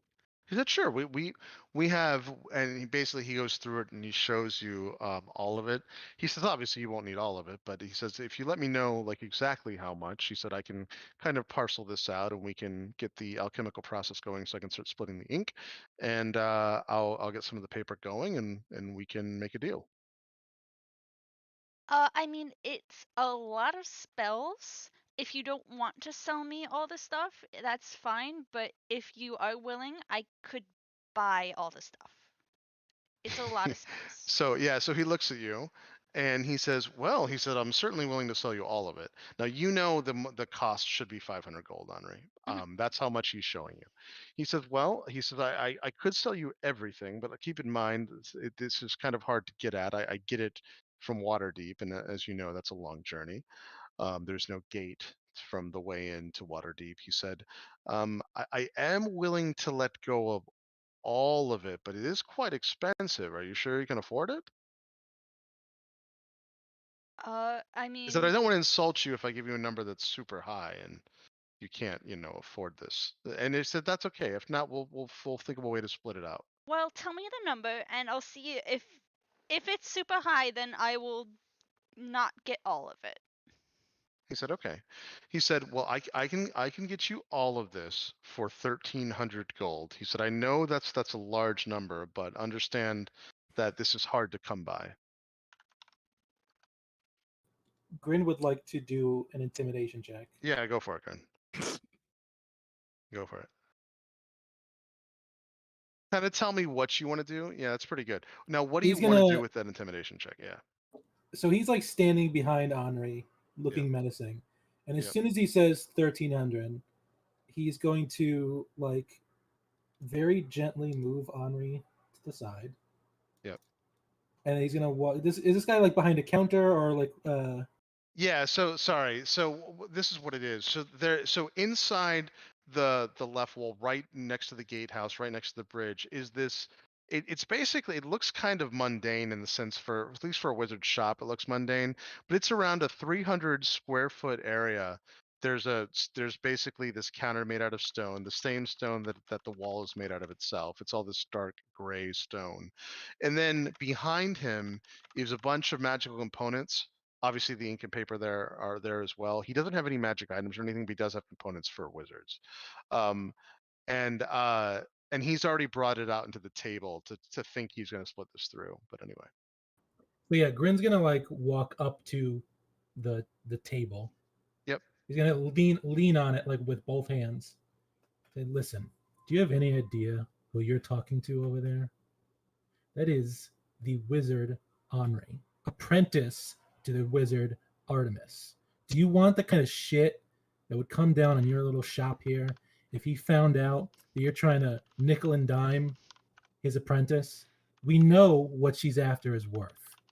And you're asking for more than double what it's worth? Yeah. So he looks. Oh, listen. It is hard for me to get this, but you know what? You're right. He It's hard to tells you. get, but were you looking to not sell all of it?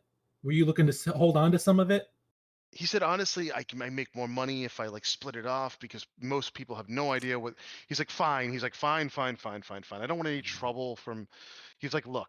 I'll give you all of it for 500 gold, but seriously, if I do that, that's almost at the cost that I put it from. You need to do me a favor then. He's like, I'm only What doing this favor? if you do me a favor. What favor? He said, uh, look, it's really, really hard for me to find anything of worth. Do you have any? And he basically starts rattling off. He wants to know if you have any incense. He's willing to pay it at the cost of what it's worth. He said, if not, he said, look, I'll pay good money for any magic items you have at all. He's like, you have magic items, I'll pay you money, but I'm not letting this go at cost unless I get something in return. Or, and then he says, if you're not willing to do any of that, I do have something that you could do for me. Do we have incense? I No. no. Hang on one second. No, I don't think I really have it on me anymore because I don't cast Find Familiar. We have some Yeah, curse shit it, we it could would be unload. it would be that's one of the main uses for it. There's other spells, but yeah, find familiar, big one. I have I a feel like I have a And you need a lot of incense for find familiar too. So yeah. I have would a have some plus left one over. spear that I've literally never used. Yeah, we could sell some of those. I only have one, but I've never even equipped it. So Ah, It's a magic item. it's a +1 spear. So yeah. Yeah, yeah, that is a magic item. Yeah, yep. Yeah, we have a couple. Yeah, Oh, we do several. have We one. made a bridge out of them at one point. yeah. I Our inventory still says we have 3 of the +1 spears and 6 of the +1 axes. Okay. I Yes. I pull the spear like off my back and I slap it down on the table. Yeah, so he can tell that the first and foremost, the spear has not been dirtied at all, so it's like in pristine condition, like most magic items. And then he puts his hands over it. He does some stuff. He looks at the edge. He can tell it's incredibly sharp. He's like this is great. He asks you if you have anything else like this. We have a couple more of the same, and we have some axes.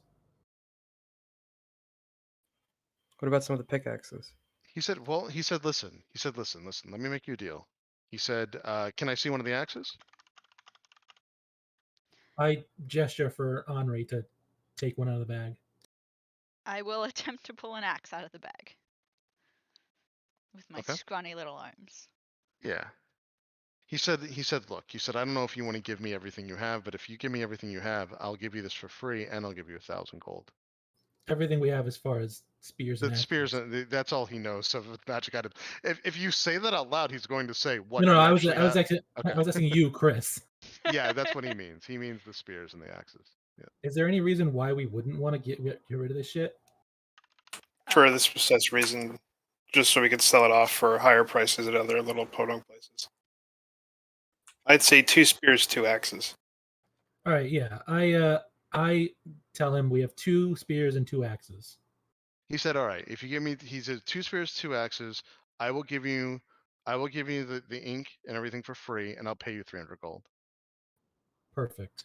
Deal. All right, so he does. I'll update Okay. the one note. I was Yep. just And gonna ask. I will Yeah, I so you will give us 300 gold. Yeah. I'll give him a big pat on the back and say, "I'll let Artemis know you helped us out." He said, no, thanks. He said, that's good. Thanks. We have He's a little 10. nervous around you. Yep. We have 10 You should be. enchanted pickaxes. We sure we don't want to get rid of any of those? I No. message from 120 feet away, out of earshot of anyone else. No, fuck this guy. We have 10 of them though that we're not using for anything. At least those are weapons. No. They can't do it. Fine. We could sell one. We could sell one. No. No. Fine. Might Orion's want to my take a most look at trusted those advisor. pickaxes as you take them out. Do you say that out loud, Okay. Tom? No. It's Grin standing there going, no, no. Just Yeah. talking to himself. Yeah, just talking to himself. So yeah, we Okay. will sell the axes and the spears and take the paper and the ink And the 300 gold. and the 300 gold. Okay, cool. John, why did you? Oh, never mind. Actually, know what we might be able to get rid of? Hmm? The ambergris. Hamburgers? The stuff we got Ooh. out of the Yeti. Steam cams. Oh. I thought you said hamburgers. No, ambergris. Hamburger. Certainly, yeah. I I was mean, like- if you guys want to show it to him, he can offer you a price for it. We had hamburgers this whole time? I've been eating horse meat.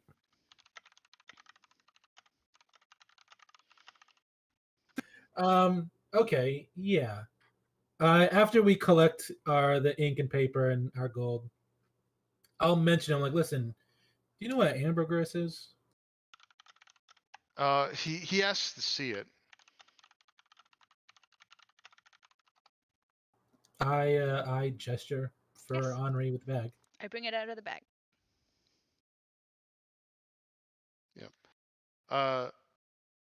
He looks at it. He's like, this is some kind of component used in colognes, I believe, perfume, other thing. It's interesting though. He said it's definitely interesting. He said I don't have a direct use for it, but I'm willing to take a risk on it. I could give you some money for it. What do we think, gang? I think we should just hold on to it. Throw out a stupid number. That was to you, Kiss.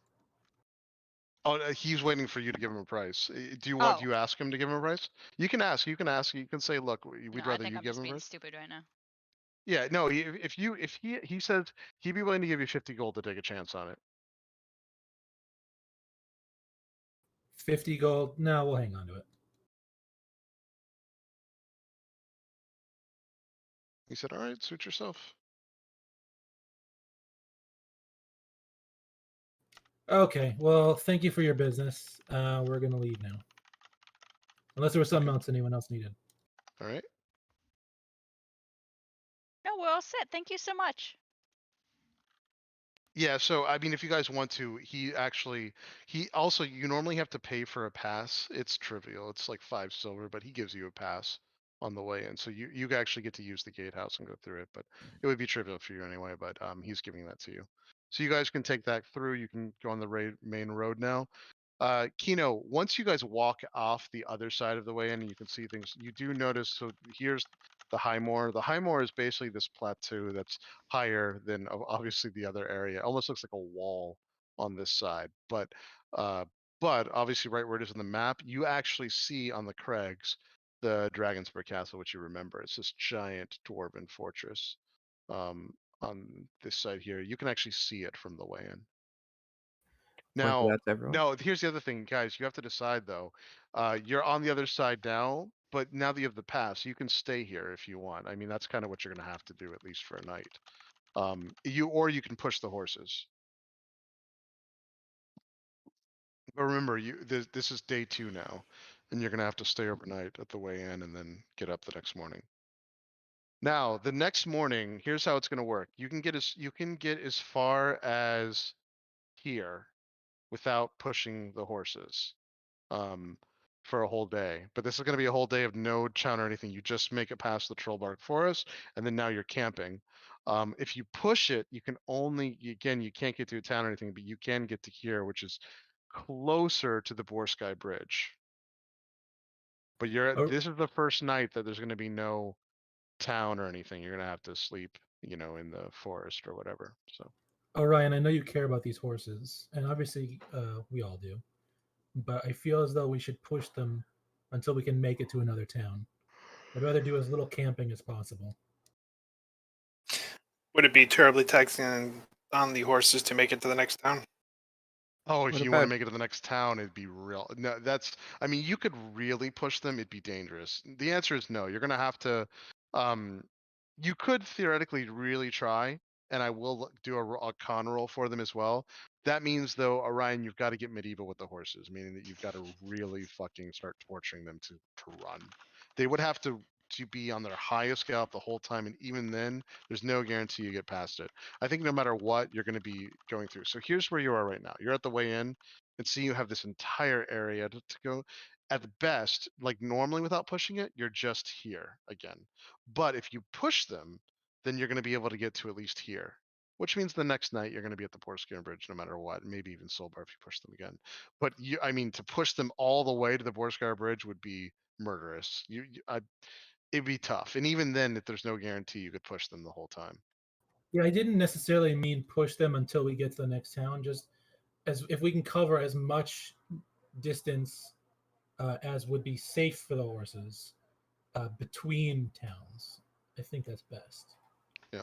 would I know anything like if Dragonspear Castle would have any like space to occupy for the night, either in it or around it, that's relatively safer than You could so you've never been inside of it. You've never been inside the Dragon Spirit Castle, and you don't actually know the path up to it. That said, I mean, anything is certainly possible. And I mean, the only thing is that you don't really remember if it's like inhabited. You're not actually sure if this is a current this is an ancient castle like circa like 1368. So like a long time ago, almost 100 years ago at this point, more than 100 years ago at this point. So, and even then the castle was old. So it is kind of possible that, I mean, it's possible that the dwarves are still living in it. It's also possible that they're not. Before we leave the way in, But you could totally do that. Yeah, you could try. You could definitely try. we should ask someone we pass by if they also saw something in the sky. See if it's, Yeah. it came from this direction. Yeah, the best thing to do, though, you would know, Kino, here's the best thing. If you guys want to take the time to do this, it's a high castle. As a matter of fact, I'm gonna give you what it looks like, because what it looks like is a little telling as well. But hold on one second. Um, Always a good sign. yeah, but The giant there's a skull there's castle. there's a new interesting piece to this thing. Hold on one second, that you have never seen. Um, so if the plan is to get closer to it, once you actually get close enough to really see details, I am going to show you what this actually does look like. And it's going to be a little apparent once you see it. So let me get back to the board. Um, this all happened relatively recently. This is after you've seen it, when you were younger. So something has happened since then, but hold on. Let me show you. But I do have a feeling that you might be interested. So here. Okay. So if you guys are gonna leave, you have to make the decision now though. Are you gonna, like, first of all, you're gonna have to at least stay a night unless you're pushing the horses anyway. So you are staying the night at the weigh-in, right? Yes. Yes. Okay. All right. So you're able to stay the night. This is only 2 silver. If you want to share rooms total, it's only gonna be 5 silver. You can take it off. It's fine. The accommodations suck at this place, by the way. Everything's like made out of stone or whatever. It's very militarized. They only have thatch for the beds. But anyway, but you are able to get a full night's rest. Once you get to here, can you see my mouse? Yeah. Yep. If Okay, we're spending the night in the way-in, yep. before I start my 4-hour meditation, I want to see if I can get a look of the sky for the first 4 hours of the night. Oh yeah, yeah, for sure. And nothing happens. There is no Okay. purple. Yeah, no purple at all. But that's a great, yeah. So now this will be interesting. So once we get out, once you get to around here, you can start to make off right about this point. See, it's actually pretty far. It's actually a couple miles from the road. But once you get to here, this is what it looks like. I'll put it in Discord. This is the actual canon picture of the current state of the castle. Now, Kino, if you look at the very top of that castle, sure enough, those are bones. You do need to get closer, but it is bones of a giant creature of some kind. Really large creature that's sitting on top of it. Uh, The castle does appear to be in somewhat of ruins, but that is a very large bone structure. Could be draconic. so I'm gonna watch it for a second. Do the bones seem stationary? So far they do, yeah. Yeah, they don't seem to be moving, yeah. You're gonna have to get closer. Like this is like a you guys have to decide right now if you're actually doing a detour to really get closer on this. Yes, it looks like this fortress is probably in ruins at this point, but yes, there is a giant, what looks very well to be a draconic skeleton on this castle up top. I raise an eyebrow at Grin. I mean, this one seems dead. So there's that. Orion, Henri, what do you guys think? And give the skeleton a go once over. Or at least from afar, give it a good look. Let's go look at it. It looks cool. Maybe we should ditch the cart on the way. Not ditch it, but hide it. Like after we get a mile or so off the road. I think it might be in our best interest to stick towards the road and just pass the scary dead dragon castle along the way. Okay. I am gonna give you some out of thing hints now. I'm gonna try this out. I don't know if I'm keeping it this way or not, so we're gonna try this. The Dragon Spear Castle, this whole area here has enough content for an entire module. I'm going to start giving you guys hints on that stuff. This is actually, there is a module that fits into all of this. This has a bunch of shit in it, just as an FYI. But anyway, Cool. yep.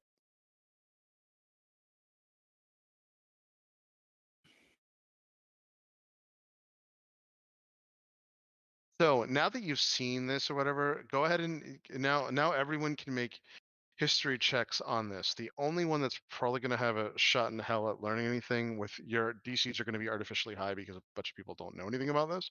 But Kino, at the very least, you've seen it, and it does have something to do with dragons. So go ahead and try. See. 21. All right. The one thing that you remembered going through this, maybe your dad told you that you don't remember exactly who told you, but you do remember something about the Red Wizards of Thay had some kind of cult within this cat. There's a story of the Red Wizards of Thay causing problems, but it certainly wasn't in ruins when you were here, even as a child. So that's the first thing that you start thinking about when you look at this thing with this huge dragon and ruins and everything else. Um, then you kind of also remember the fact that um, there used to be a story about the reason why people would always get unsettled by this is there'd be these red lights that came out of the castle every night, and they looked like they must be magic or something else because they were like intense burning red lights going through the entire castle area. It was always freak people out as they were looking at the road because this thing was so massive and so large that you could see it through the thing.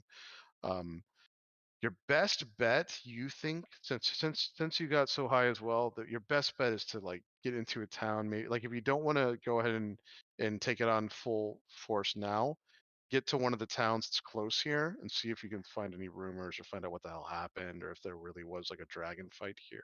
Something. The only problem though is that the towns like you're not really sure like which town to go through. So again, now you're gonna have to go ahead and do another history check to remember if there are any nearby towns. From your book, you know there probably aren't, but at the very least, let's see if you can figure out. Yeah, so you only know about the ones on the map, which is so you know that the Kelder Ivor is a town, Choclaw Ford is a town. They're all far though. So yeah, that's all you know about. Uh, you know what? Maybe I think this one's a pass. I think we can just head on. Maybe we'll collect rumors. We could pass this one by. Yep. We're sure at the moment. I don't think it would be in our best interest. All right. All right. Cool. All right. So Also, sorry, before, because we did a rest. Henri, did you do any more messaging during that long rest or no? I mean, I would have asked. I could message Berlin. How many messages can you do? 3. We should send one to Abel too. Do we want to message brother again? Only Tell if him he's that. gonna. I feel like he's not gonna give up much information. Then Unless. do you think maybe 1 to Berlin, 1 to Kaisis, 1 to Abel? Yes.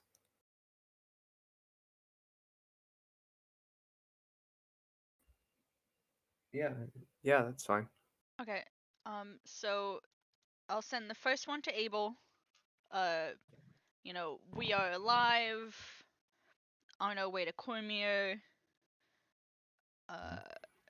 List off the towns. Yeah. Like given an approximate location, like in between Way Inn and Boyskyer. You bought the ink at the weigh-in, correct? Yes. Or is it okay? Yes. So I have the. You should tell him where in Cormier we're going. Okay, heading to Arabelle. Yes. Okay. Hope you're okay. Stay safe. Okay. and that Right. will send to him. Cool. Lee, do I get anything back? What is my allowable response? 25 words. Um,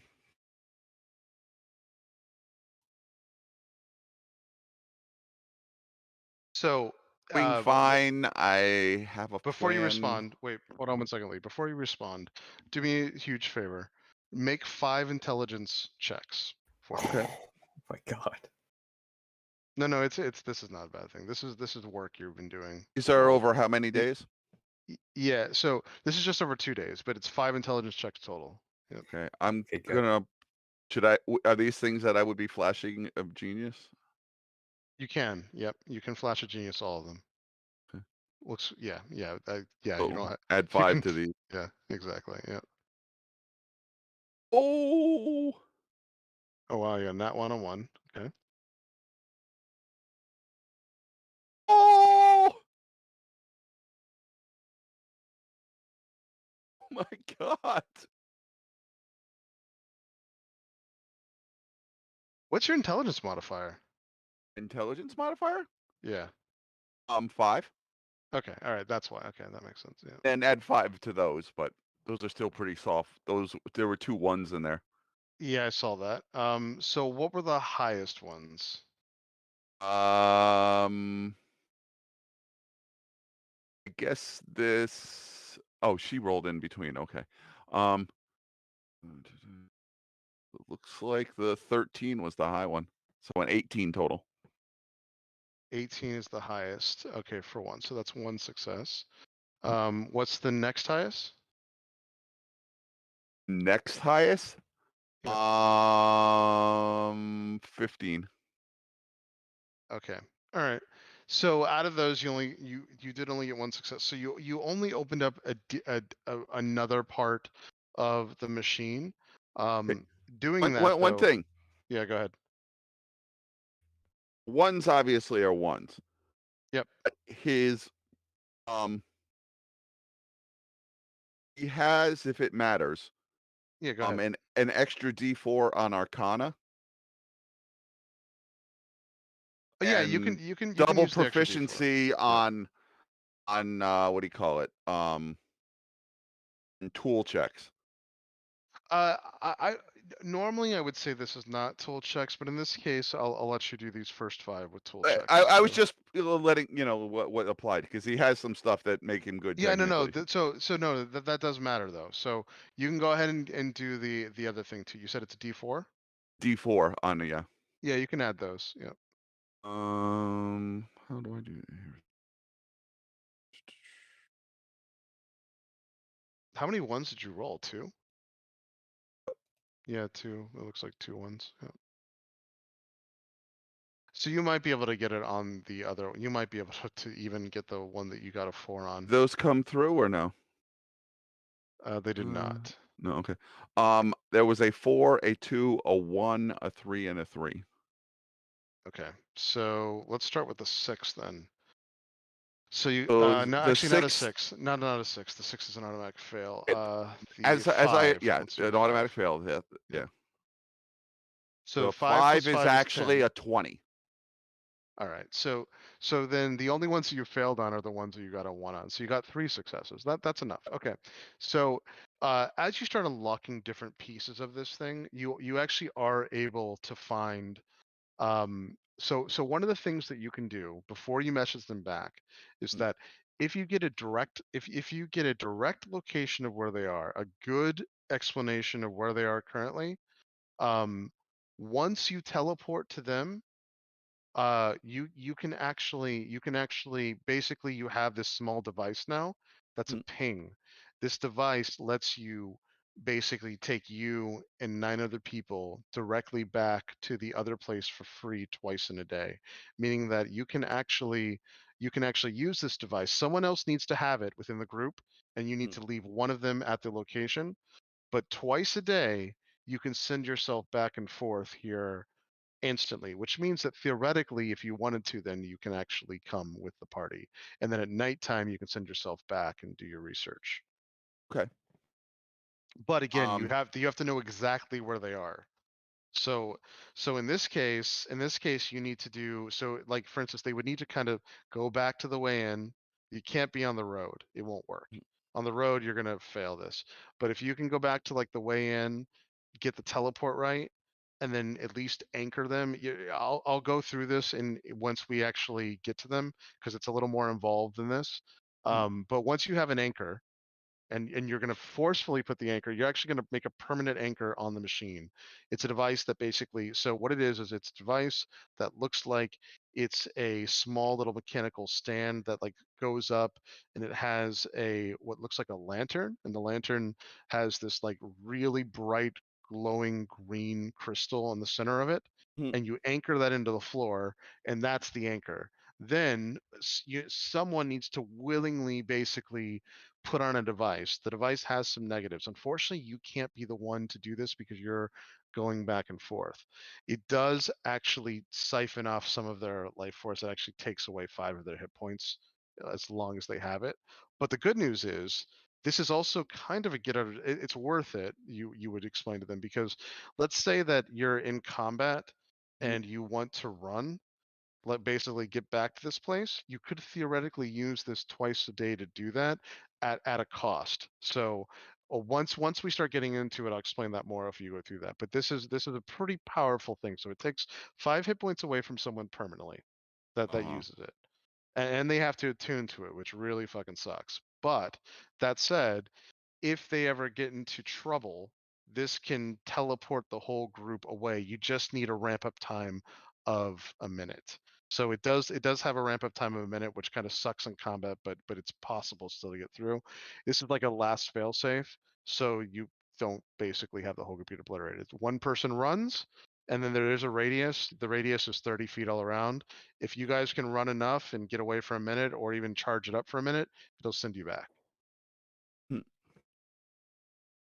But Okay, again, it so does take 5 hit points away from someone um, if they use it. all right.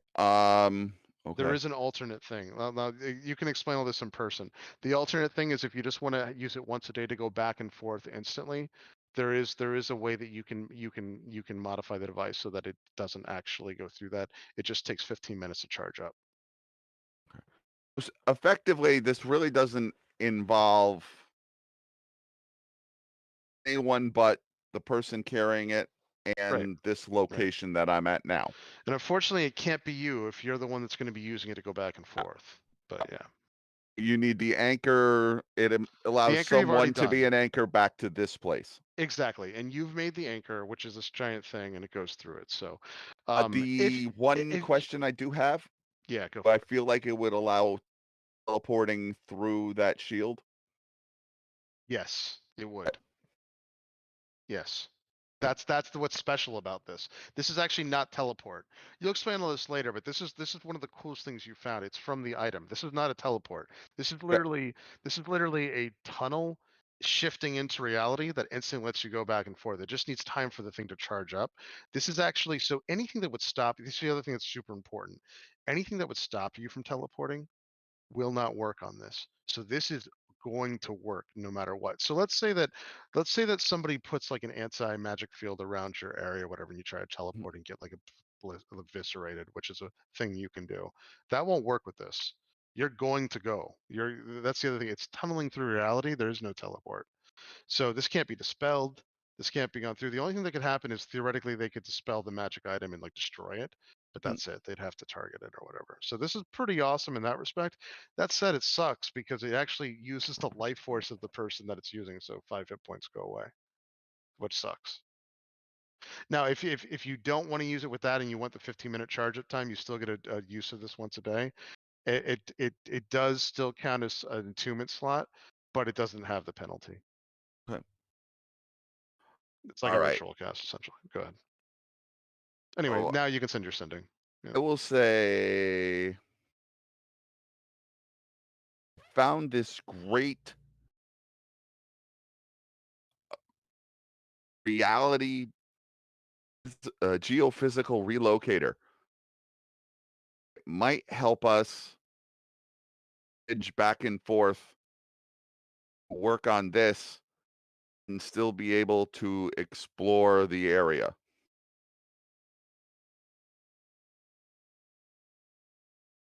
Yeah, you're gonna have to Is it, test this out, by is the it way, safe for because me you've to never come used there? it. You've never used it, Lee, as a side note, so you don't actually know. Once you use it, you don't know how it actually works getting back or whatever. But we'll go through that once you try it. This is all guess and tech. This is all brand new magic, by the way. This is like something you discovered. You're like super proud of it. You're like, holy So, shit. so the Yeah. last thing will be contact me when somewhere safe.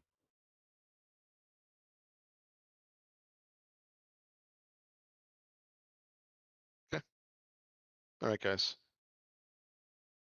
Sorry, I just spoke with my mic off. So I would relay that to the rest of the group. Explain that we should message him when we're safe. I don't know if you want me to, instead of messaging either Villain or Karsus, message him again, tell him, exactly where we are, or if we should do it tomorrow. We'll wait on it as long as he's okay. He's in no hurry. Sounds good. So you guys have two options. He needs a. So what he needs is to get to you safely. He needs a basically like a waypoint. So you can either go back to the way in, or you can just take a couple days travel and get to the Sky Bridge and keep going. But it's not going to be today, obviously. Abel's going to need a. You're going to need a couple. Like Abel's going to have to sit there for a couple days while you get to the Sky Bridge. Sky Bridge. So you guys have to make the decision if you're going back. Remember, you're here. You're right here. You can go back to the way in, or you I thought we can. got past Dragon Spear. No, you just got here. You literally just got. You haven't finished the day traveling, so you're still in the middle of your Oh, travel day. This was just yeah. If you do travel the whole time, you're gonna get all the way over here. That is correct. So then you just need another day to get to Borskar Ridge. Or because you're in the middle of your travel day and you were looking at Dragonspire Castle, if you remember, you can go back to the way back in. It's up to you. Or the way in. What am I saying? Not the way back in. The way in.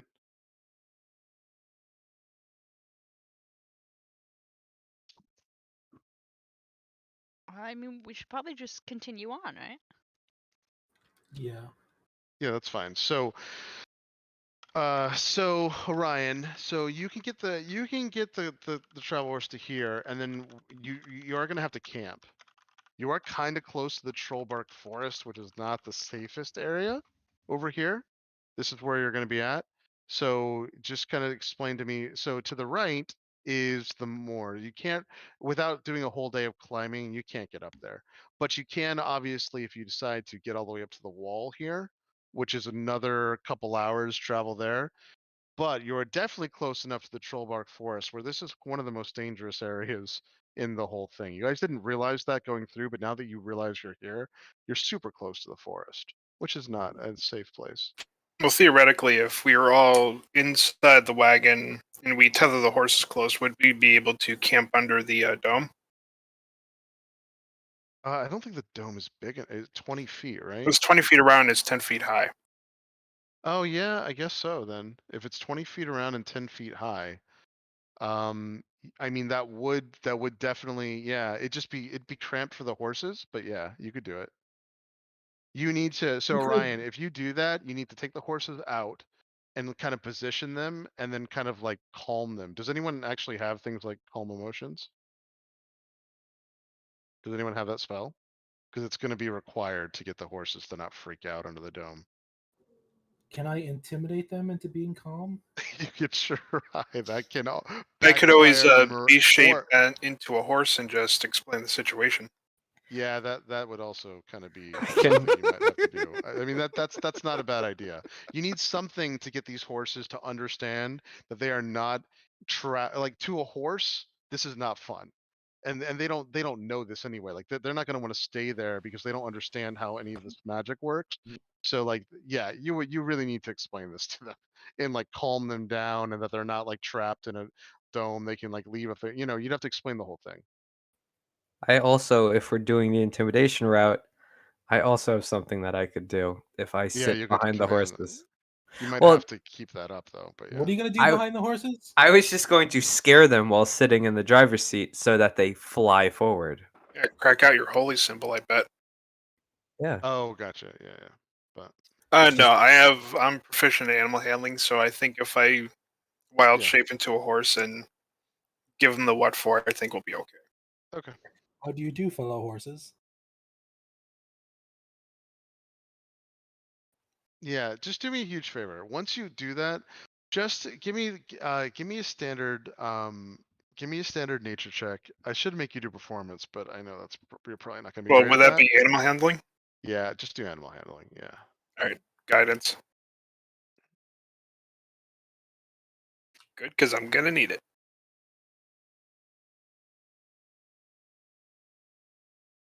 All right, that's a 14 total. All right, now explain to me what you want to say to them as another horse. You're going to do this as another horse, right?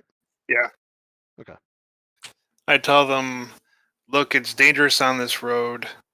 The humans are gonna put up protective magic around us so we can stay safe from everything. No, it's cramped. I know it's really terrible, but it's not like you're stuck here. They're gonna, as long as you stay near the cart and stay where they tie you, you're gonna be really safe. Nothing's gonna hurt you. They'll take good care of you. And then once day breaks, we'll be able to keep going at an easier pace, Yep. and you'll actually live through the night. Okay. Hold on one second. Do you actually have speak with animals, by the way? Yeah, I know. Do you have it? I believe I do. I'm looking through now. Because I just saw even though you shapeshift as a horse, you actually can't talk to them. And the reason why is because horses are really fucking stupid. However, speak with animals does give you the ability to basically breach through their minds and make them make sense and go through. And so if you can do that, this will work out better. Did Abel give that fear item to someone? ooh, the Oh, the ring? ring. I don't Does think that so. have speak with Yeah, animals on it or I something? do have speak with animals. Yeah, do that. Just do that Yeah, instead, because it doesn't actually work the other way. But speak with animals literally allows them to reason with you. It is built again by their intelligence. Horses unfortunately don't have the greatest intelligence. However, this will work. Yeah. yeah. I'll just say that the morning, knowing we were going to travel and I'd have to deal with the horses, that I would have put on speak with animals. Okay, that's fine. That's fine. Yeah. Okay. All right. Then Did, in that case, you can do this. Yeah. does Abel still have the ring of animal influence, or did somebody else have that? In the No. OneNote, it still says that Abel has it. Yeah, you have Okay, it, Abel. You have it. So because that has it, but yeah. he's not there. Okay. All right. So if that's the case, where do you guys want to camp for the night? And then yes, you can do the dome this way. Normally this would not work, but if you have a druid and he's doing speak with animals and he's explaining the whole thing, then yeah, that's fine. So we should probably camp off the road, right? Like a Yeah, it's ways up to off you the road. guys. If you do Yeah. decide off the road close to the Trollbuck Forest, I need to know. Because that's obviously the more dangerous area. No, I'd say the other side. I'd probably stay on the side of the road near a large rock outcropping so we can match the color. Okay. Could we get somewhere where we have a rough view of the castle? Is that a possibility, or is that beyond the Well, horizon? I mean, yeah, sure. Like, so for instance, see where you guys get to here, and then you take a couple hours to get closer. So here still has a rough line of sight to the castle. Yes, you have line of sight to the castle here. It's far away, but you can still see it. You can't make out any kind of discernible things like the you can't make out the bone structure from where you are. You're very far away.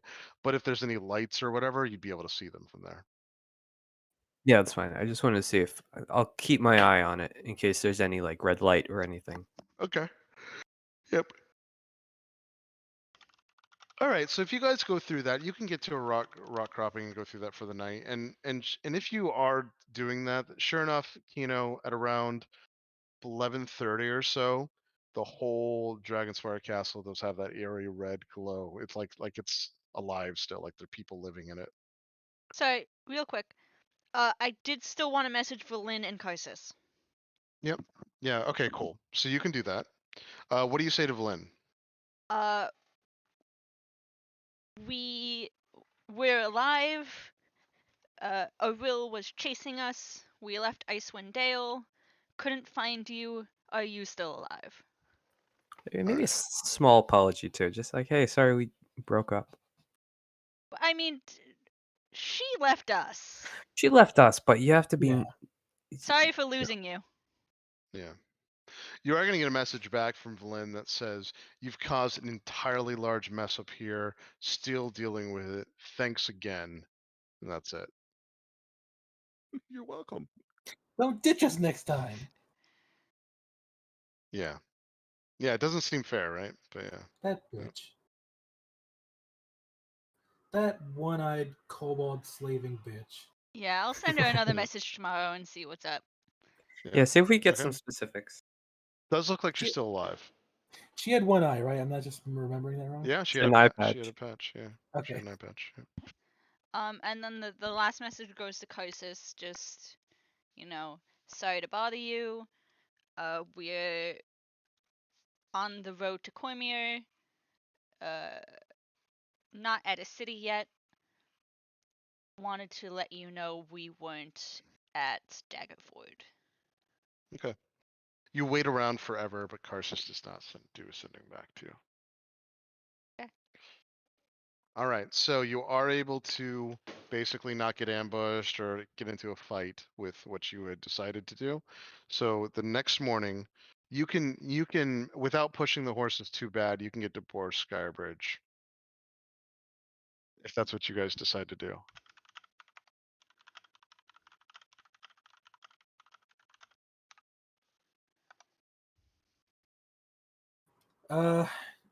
Yeah. Yes.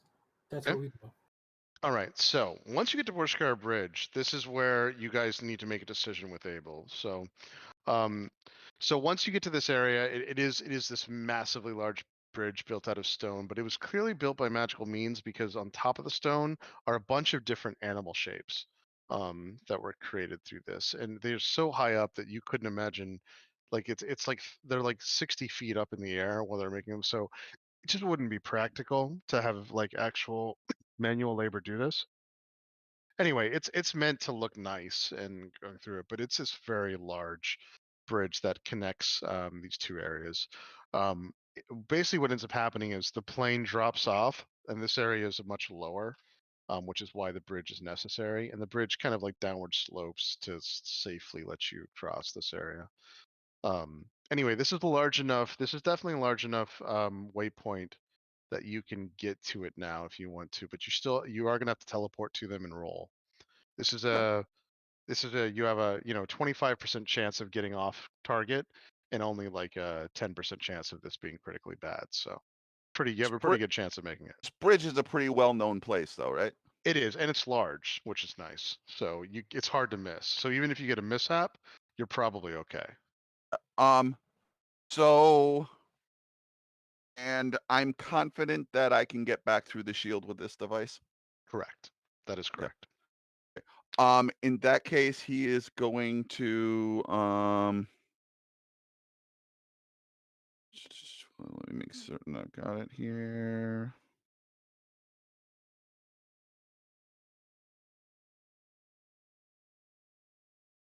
Yeah, he's got Featherfall, so, yeah.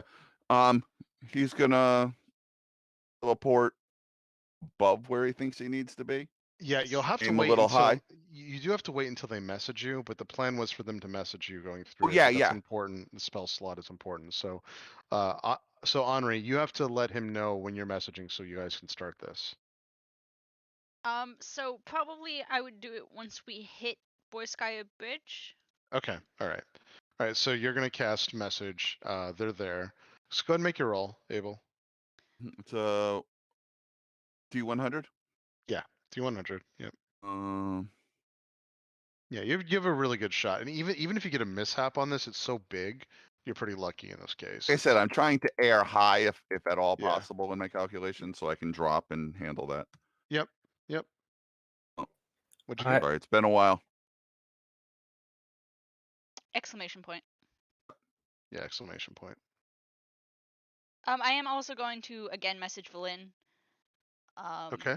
Yep. I'm going to say this time. Ooh. Mishap. That's If- okay. So that's fine. So you got high in the mishap anyway. You didn't get the critical one. And you did 10 feet in the air, right? So I Oh no, 50. 50 feet in the air. Okay, cool. All Why? right. Right, because Yeah, he's got feather fall. I have Why? sky and I have feather fall. Oh, I don't want That's to fine. teleport Okay. into That's something. fine. So let me roll. Hold on one I want to second. miss and go in the ground. I want to miss and be in the air where I can deal with it. Look at All that. right. You're 3 miles in the air now. You do so this is how it works. So because you went 50 feet in the air, you do end up getting 300 feet away from where you wanted and an additional 150 feet in the air. So you're 300 feet away from the group and you are 150 feet in the air when you come down in like higher. But you do teleport in. It is definitely a mishap. You guys can just make out what ends up happening because you're looking all over for Abel to see through it. Abel, do you enact Featherfall's reaction? Yes. Yeah, That well actually will that get me to the ground from that height? I it's pretty believe high it up. will. It's like Unless 2 I see stories. something Yeah. hostile immediately, yeah. And they said it was safe, so I Okay. Yeah, will it's safe. feather fall. Okay. Okay. All right. Cool. Yep. Yeah. So you see Abel like he's basically almost like 375 feet from you, but you barely make it out. You see him like totally like in the air, slowly coming down to everyone, but he starts walking to you. So. Yeah, it wasn't too bad. That could have been way worse in Mhm. worse areas. So, yep, Slowly floated down. yep. All right, cool. So, Abel, so you eventually get to the group. Hmm. Hovers down, walks across. Yep. Uh Grin walks up, gives him a big hearty handshake. Anu is going to be like waving at Abel because she knows he doesn't like hugs. I shake hands. I will pat her on the back and then um just pretty certain she likes that. Now, one of the things you're working on, if you can get someone to tune to this and take the -5 hit points, one of the Mm. things that you're trying to work on, it's going to take you days to figure this out. Instead Mm. of teleporting people, you might be able to use this device and this magic to teleport things. Like maybe you can use that area as like a personal like thing to like basically, let's say you found a gold statue that was 80 tons, you can't fit in your bag of holding. Maybe you could use this to shunt the statue into and that's what you're going to try to do as well. But you're pretty far from that. It's going to take you a long time to figure that out, but that's the next step in this.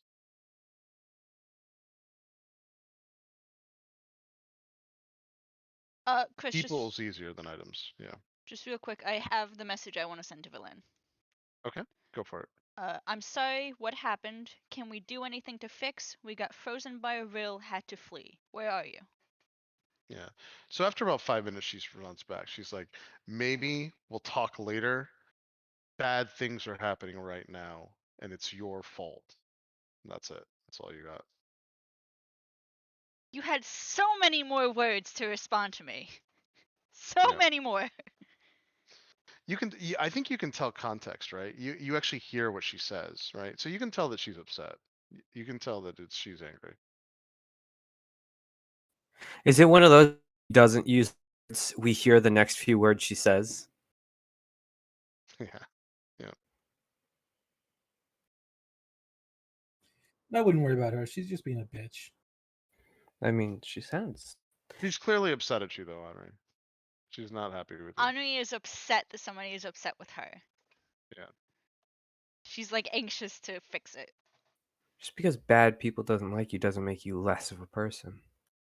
All right. So Lee, your two options. We don't have to do them now since we're at the end of the session. But your two options are convince someone to take the hit points, or at least have them put the device around their neck. If they take the hit points, you explain to them that yes, this sucks, but it's basically, it's not really minor surgery. It's like something that you're putting in. They attach it to their arm essentially. It does hurt, and long story short, you set this device into them, and now they're your beacon, and it's gonna like work awesome. However, they can wear it around their neck. It takes 15 minutes to charge up if that's the case, and it'll work once a day. This will work. And it'll shunt them and up to 6 people through. But if they use the hit points, it's up to 9 people. And then eventually, if they use the hit points, you think that they can actually, like the person that has it, can actually create like basically they'll have the ability to take large objects at some point and put them wherever this beacon is too. Remember, you now have this anchored beacon. It doesn't have to be here. It could be anywhere, which is kind of awesome. So, but right now it's definitely going to be there because that's your point of focus. So, all right. So you guys can think about that, and then this is where we'll end the session. And then next session, Abel, you should be able to be in and play like normal. Cool. Yep. Yeah, we covered a lot of ground. Literally. Yeah. Yeah, this is like not like I can't stress this enough. Like if you guys decide that you want to I know you won't, but let's say you don't want to go to Grin's place or whatever, and you just want to explore the High Moors. I mean, there's so much shit. Even though there's not stuff on the map for everything, there's still so much shit to go through. You'll see. We'll start adding stuff as you get there. This is only what's in your books right now. That's what you're representing, but there's still more things to the map. So, all